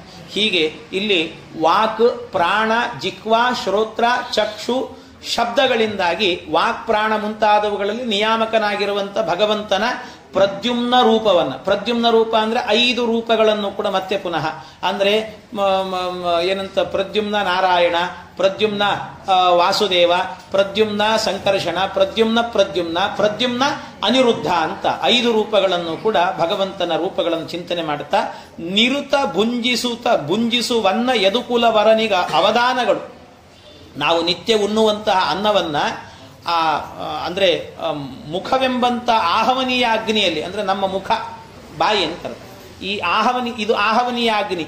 ಈ ಆಹವನೀಯ ಅಗ್ನಿಯಲ್ಲಿ ಹಾಕುವಂತ ಒಂದೊಂದು ತುತ್ತು ಕೂಡ ಪರಶುರಾಮ ದೇವರಿಗೆ ಅಂದ್ರೆ ವೈಶ್ವಾನರ ರೂಪಿ ಭಗವಂತನಿಗೆ ಹಾಕುವ ಆಹುತಿ ಇದು ಅಂತ. ಇದು ಹಿಂದೆ ಭೋಜನ ರಸ ವಿಭಾಗ ಸಂಧಿಯಲ್ಲಿ ಹೇಳಿದ್ದೇನೆ ಈ ವಿಷಯವನ್ನ, ಅದರಿಂದ ಹೆಚ್ಚು ವಿವರಣೆ ಕೊಡಲ್ಲ. ಅಂತೂ ಅಲ್ಲಿ ಹೇಳಿದಂತೆ ಆ ಭಗವಂತನ ರೂಪವನ್ನು ಚಿಂತನೆ ಮಾಡಿಕೊಂಡು ನಾವೆಲ್ಲವನ್ನ ಉಣ್ತಾ ಇದ್ರೆ ಅದೆಲ್ಲವೂ ಕೂಡ ಏನಾಗತ್ತೆ ಅಂತ ಹೇಳಿದ್ರೆ, ಈ ಪರಿ ಸಮರ್ಪಣೆಗೈಯೇ ಕೈಕೊಂಡ ಅನುದಿನದಿ ಪೊರೆವಾ, ಇದನ್ನು ಸ್ವೀಕಾರ ಮಾಡಿ ಭಗವಂತ ಏನು ಮಾಡ್ತಾನಂತೆ, ಅವರನ್ನ ಉದ್ಧಾರ ಮಾಡ್ತಾನೆ ಪರಮಾತ್ಮ. ಹೀಗೆ ಯಜ್ಞವನ್ನ ಮಾಡಿ ನಾವು ಸಮರ್ಪಿಸಿದರೆ ಹರಿ ಒಲಿದು ಒಳ್ಳೆಯ, ಅಂದ್ರೆ ನಾವು ಊಟ ಮದುವೆ ಆಗಿದೆ ಅಂದ ಕೂಡ್ಲೇನೆ ಅವಾಗ ಅಧಿಕಾರ ಅವನಿಗೆ, ಅಂದ್ರೆ ಮನುಷ್ಯ ಏನಿರ್ತಾನಲ್ಲ ವಿವಾಹ ಆಯಿತು ಅಂದ ಕೂಡಲೇ ಅಧಿಕಾರ ಬಂತು ಅವನಿಗೆ. ಏನು ಅಂದ್ರೆ ವಿಶೇಷವಾಗಿ ಯಜ್ಞಾಧಿಕಾರ ಎನ್ನುವುದು. ಅಲ್ಲಿ ತನಕ ಬ್ರಹ್ಮಚಾರಿಗೆ ಯಜ್ಞದ ಅಧಿಕಾರ ಇಲ್ಲ, ವೈಶ್ವದೇವಾದಿ ಯಜ್ಞ ಎಲ್ಲ ಇದೆಯಲ್ಲ ಆ ಯಜ್ಞಾಧಿಕಾರ. ಆದ್ರೆ ಬರೀ ಪ್ರಾಣಾಹುತಿ ಅಂತ ಸ್ವೀಕಾರ ಮಾಡ್ಲಿಕ್ಕಿದೆ. ಆದರೆ ವಿಶೇಷವಾದಂಥ ಯಜ್ಞ ಎನ್ನುವಂತಹದ್ದು ಬರೋದು ಎಲ್ಲಿ ಅಂತಂದ್ರೆ ಅವನಿಗೆ ಆವತ್ತಿನಿಂದ ವಿವಾಹ ಆದ ನಂತರ ಅವನಲ್ಲಿ ವಿಶೇಷವಾದ ಅಗ್ನಿ ಬರುತ್ತದೆ. ಅವನಿಗೆ ಔಪಾಸನಾಗ್ನಿ ಅಂತ ಹೇಳ್ತಾರೆ. ಔಪಾಸನೆಯನ್ನು ನಿತ್ಯ ಮಾಡಬೇಕು. ಒಂದು ದಿವಸವೂ ತಪ್ಪಿಸ್ಲಿಕ್ಕಿಲ್ಲ ಅದನ್ನು. ಅಗ್ನಿಯನ್ನು ನಿತ್ಯವೂ ಕೂಡ ಕರೆದು ಅವನಿಗೆ ಆಹುತಿಯನ್ನು ಕೊಟ್ಟು ಮತ್ತೆ ಒಳಗಿಟ್ಕೊಳ್ಬೇಕು ಅವನನ್ನು. ಈ ಏನು ಔಪಾಸನ ಅಗ್ನಿ ಮಾಡ್ತೀವಲ್ಲ, ಔಪಾಸನ ಅಂತ ಒಂದು ಅಗ್ನಿ ಇದೆ. ಆ ಅಗ್ನಿಯನ್ನು ನಾವು ಮಾಡಿದ ನಂತರ ಆ ಅಗ್ನಿಯನ್ನು ಸಂರಕ್ಷಣೆ ಮಾಡಿಟ್ಟುಕೊಳ್ಬೇಕು. ಸಂರಕ್ಷಣೆ ಮಾಡಿಟ್ಟುಕೊಂಡಾಗಲೇ ನಾಳೆ ನಮ್ಮ ಜೀವ ಹೋದ ನಂತರವೂ ಕೂಡ ಏನೊಂದು ಮನೆಯ ಮುಂಭಾಗದಲ್ಲಿ ಒಂದು ಮಂತ್ರಾಗ್ನಿ ಅಂತ ಮಾಡುತ್ತಾರೆ. ಮಂತ್ರಾಗ್ನಿಯಲ್ಲಿ ಆ ಅಗ್ನಿ ಬಂದು ಕೂಡಬೇಕು ಅಂತಾದರೆ ಈ ಔಪಾಸನಾಗ್ನಿ ಇರಬೇಕು. ಔಪಾಸನಾಗ್ನಿ ಇಲ್ಲದೇ ಇದ್ರೆ ಬರುವುದಿಲ್ಲ ಅವನು. ಅಗ್ನಿ ಬರುವುದು, ನಾವು ಸುಮ್ಮನೆ ಪುರೋಹಿತರು ಪಾಪ ಮಂತ್ರ ಹೇಳ್ತಾರೆ ಅಗ್ನಿ ಬಂತು ಅಂತ ಹೇಳಿ ಅಗ್ನಿಯಲ್ಲಿ ದಾನ ಮಾಡ್ತಾರೆ ಅಷ್ಟೇ. ನಿಜವಾಗಲೂ ಕೂಡ ಈ ಔಪಾಸನ ಅಗ್ನಿಯನ್ನು ನಾವು ನಿತ್ಯ ಸಂರಕ್ಷಣೆ ಮಾಡಿಕೊಳ್ಳೋದು. ಆ ಅಗ್ನಿ ಅಲ್ಲಿ ತನಕ ಬರುವುದು ನಮಗೆ. ಅವನಿಂದಲೇ ನಾವು ನಮ್ಮ ದಹನ ಆಗಬೇಕು ಅವನಿಗೆ. ಹಾಗೆ ಈ ರೀತಿಯಲ್ಲಿ ಆ ಅಗ್ನಿಯನ್ನು ಸಂರಕ್ಷಣೆ ಮಾಡಿಕೊಳ್ಬೇಕು ಅಂತ ಹೇಳ್ತಾರೆ. ಅಂತೂ ಈ ರೀತಿಯಲ್ಲಿ ಯಾರು ನಿತ್ಯದಲ್ಲೂ ಕೂಡ ಒಂದು ಅವನಿಗೆ ಅಧಿಕಾರ ಬರುತ್ತೆ, ಆದ್ರಿಂದ ಅಗ್ನಿಯನ್ನು ವಿಶೇಷವಾಗಿ ಆರಾಧನೆ ಮಾಡಬೇಕು. ಆ ರೀತಿ ಅಂದರೆ ಪ್ರತಿನಿತ್ಯವೂ ಕೂಡ ಗೃಹಸ್ಥನಾದವನು ಒಂದೊಂದು ತುತ್ತನ್ನು ತಿನ್ನುವಾಗಲೂ ಕೂಡ ಭಗವಂತ ನಿನಗೆ ಸಮರ್ಪಣೆ ಮಾಡ್ತಿದ್ದೇನೆ, ನಿನಗೆ ಸಮರ್ಪಣೆ ಮಾಡ್ತಾ ಇದ್ದೇನೆ ಅಂತ ಅನುಸಂಧಾನ ಮಾಡಿಕೊಂಡು ತುತ್ತು ತಿಂತಾ ಇದ್ರೆ ಯಾವುದೋ ಒಂದು ತುತ್ತಿನಲ್ಲಿ ಒಬ್ಬ ಸಾತ್ವಿಕವಾದಂಥ ಜೀವ ಒಳಗೆ ಹೋಗ್ತಾನಂತೆ. ಸಾತ್ವಿಕ ಜೀವ ಹೀಗೆ ಅನುಸಂಧಾನ ಮಾಡಿದರೆ ಆ ಸಾತ್ವಿಕ ಜೀವ ಹೆಂಡತಿಯಲ್ಲಿ ಗರ್ಭಾಧಾನ ಸಂಸ್ಕಾರ ಎನ್ನುವಂತಹದ್ದು ನಡೆದಾಗ ಆಗ ಆ ಸಾತ್ವಿಕ ಜೀವನೇ ಹುಟ್ಟುತ್ತಾನೆ. ಹಾಗಾಗಿ ಒಬ್ಬ ಸಜ್ಜನ ಹುಟ್ಟಬೇಕು ಅಂದ್ರೆ, ಒಳ್ಳೆ ಸತ್ಪುತ್ರ ಒಬ್ಬ ಹುಟ್ಟಬೇಕು ಅಂತಾದ್ರೆ ಪುರುಷನಾದವನು ವಿವಾಹ ಆಗ್ತಾ ಇರಲಿಕ್ಕೆ ವಿಶೇಷವಾಗಿ ತಿನ್ನುವ ಒಂದೊಂದು ಆಹಾರ ಪದಾರ್ಥವೂ ಕೂಡ ಭಗವಂತ ನಿನಗೆ ಸಮರ್ಪಣೆ ಮಾಡ್ತಾ ಇರುವ ಆಹುತಿ ಇದು ಅಂತ ಅನುಸಂಧಾನ ಮಾಡಿ. ಈ ಅನುಸಂಧಾನವನ್ನು ಮಾಡಿದ್ರು ಅಂದ್ರೆ ಒಳ್ಳೆ ಸತ್ಸಂತಾನ ಎನ್ನುವಂತಹದ್ದಾಗತ್ತೆ. ಅದನ್ನೇ ಈ ಪರಿ ಸಮರ್ಪಣೆ ಗೈಯೆ ಕೈಕೊಂಡು ಅನುದಿನದಿ ಪೊರೆವ, ಕೈಕೊಂಡು ಅದನ್ನು ಸ್ವೀಕಾರ ಮಾಡಿ ನಮ್ಮನ್ನು ಉದ್ಧಾರ ಮಾಡ್ತಾನೆ. ಹಾಗೆ ಅಂದ್ರೆ ಒಳ್ಳೆಯ ಮಕ್ಕಳನ್ನ ಕೊಟ್ಟು ಆ ಮಕ್ಕಳಿಂದ ನಮ್ಮನ್ನ, ಅದೇ ಹಾಗೆ ಮಕ್ಕಳಿಂದ ನಾವು ಹೇಗೆ ಉದ್ಧಾರ ಆಗ್ತೀವಿ ಅಂದ್ರೆ ನೋಡಿ, ಕೈಕೇಯಿ ಉದ್ಧಾರ ಆಗ್ಲಿಲ್ವಾ? ಕೊನೆಗೆ ಬ್ರಹ್ಮದೇವರು ಕೇಳಿದ್ರೆ ಯಾವ ಲೋಕ ಕೊಡಬೇಕು ಅವಳಿಗೆ ಅಂತ ರಾಮನ್ ಕೇಳಿದ್ರೆ ಒಳ್ಳೆ ಲೋಕ ಕೊಡು. ಅಲ್ಲಿ ಯಾಕೆ ಅವಳಿಗೆ ಯಾಕೆ ಒಳ್ಳೆ ಲೋಕ, ನಿನ್ನನ್ನು ಕಾಡಿ ಕಳಿಸಿದ್ದಾಳೆ ಅವಳು ಅಂದ್ರೆ ಭರತನಂತ ಮಗನಿಗೆ ಜನ್ಮ ಕೊಟ್ಟಿದ್ದಾಳೆ ಅಂತ. ಅಂಥ ಮಗನಿಗೆ ಜನ್ಮ ಕೊಟ್ಟದ್ರಿಂದ ಅವಳಿಗೆ ಸದ್ಗತಿ ಕೊಡು ಅಂತ ಹೇಳಿದ್ರು. ಹಾಗಾಗಿ ಒಳ್ಳೆಯ ಮಕ್ಕಳು ಹುಡುಕ್ತಾರೆ ಯಾವಾಗ ಅಂದ್ರೆ ಇದೆಲ್ಲ ನಾವು ಅನುಸಂಧಾನವನ್ನು ಮಾಡಿದಾಗ. ಹೀಗೆ ಇದನ್ನ ಇಷ್ಟು ಇಲ್ಲಿಯ ತನಕ ಪಿತನ ತನಕ ಬಂದಿದ್ದೇವೆ. ಅಂದ್ರೆ 4 ಅಗ್ನಿಗಳಲ್ಲೂ ಕೂಡ ಹೋಮ ಎನ್ನುವಂತಹದ್ದು ನಡೆದಿದೆ. ಇನ್ನು 5ನೇ ಅಗ್ನಿ ಅಂದ್ರೆ ತಾಯಿ ಜನನಿಯಲ್ಲಿ ಒಂದು ಹೋಮ ಎನ್ನುವಂತಹದ್ದು ನಡೀಬೇಕು. ಆ ಹೋಮವನ್ನ ಮತ್ತೆ ನಾಳೆ ದಿವಸ ಸೇರಿದಾಗ ಮಾಡೋಣ ಅಂತ ಹೇಳುತ್ತಾ ಇಂದಿನ ಉಪನ್ಯಾಸ ಕೃಷ್ಣಾರ್ಪಣಮಸ್ತು.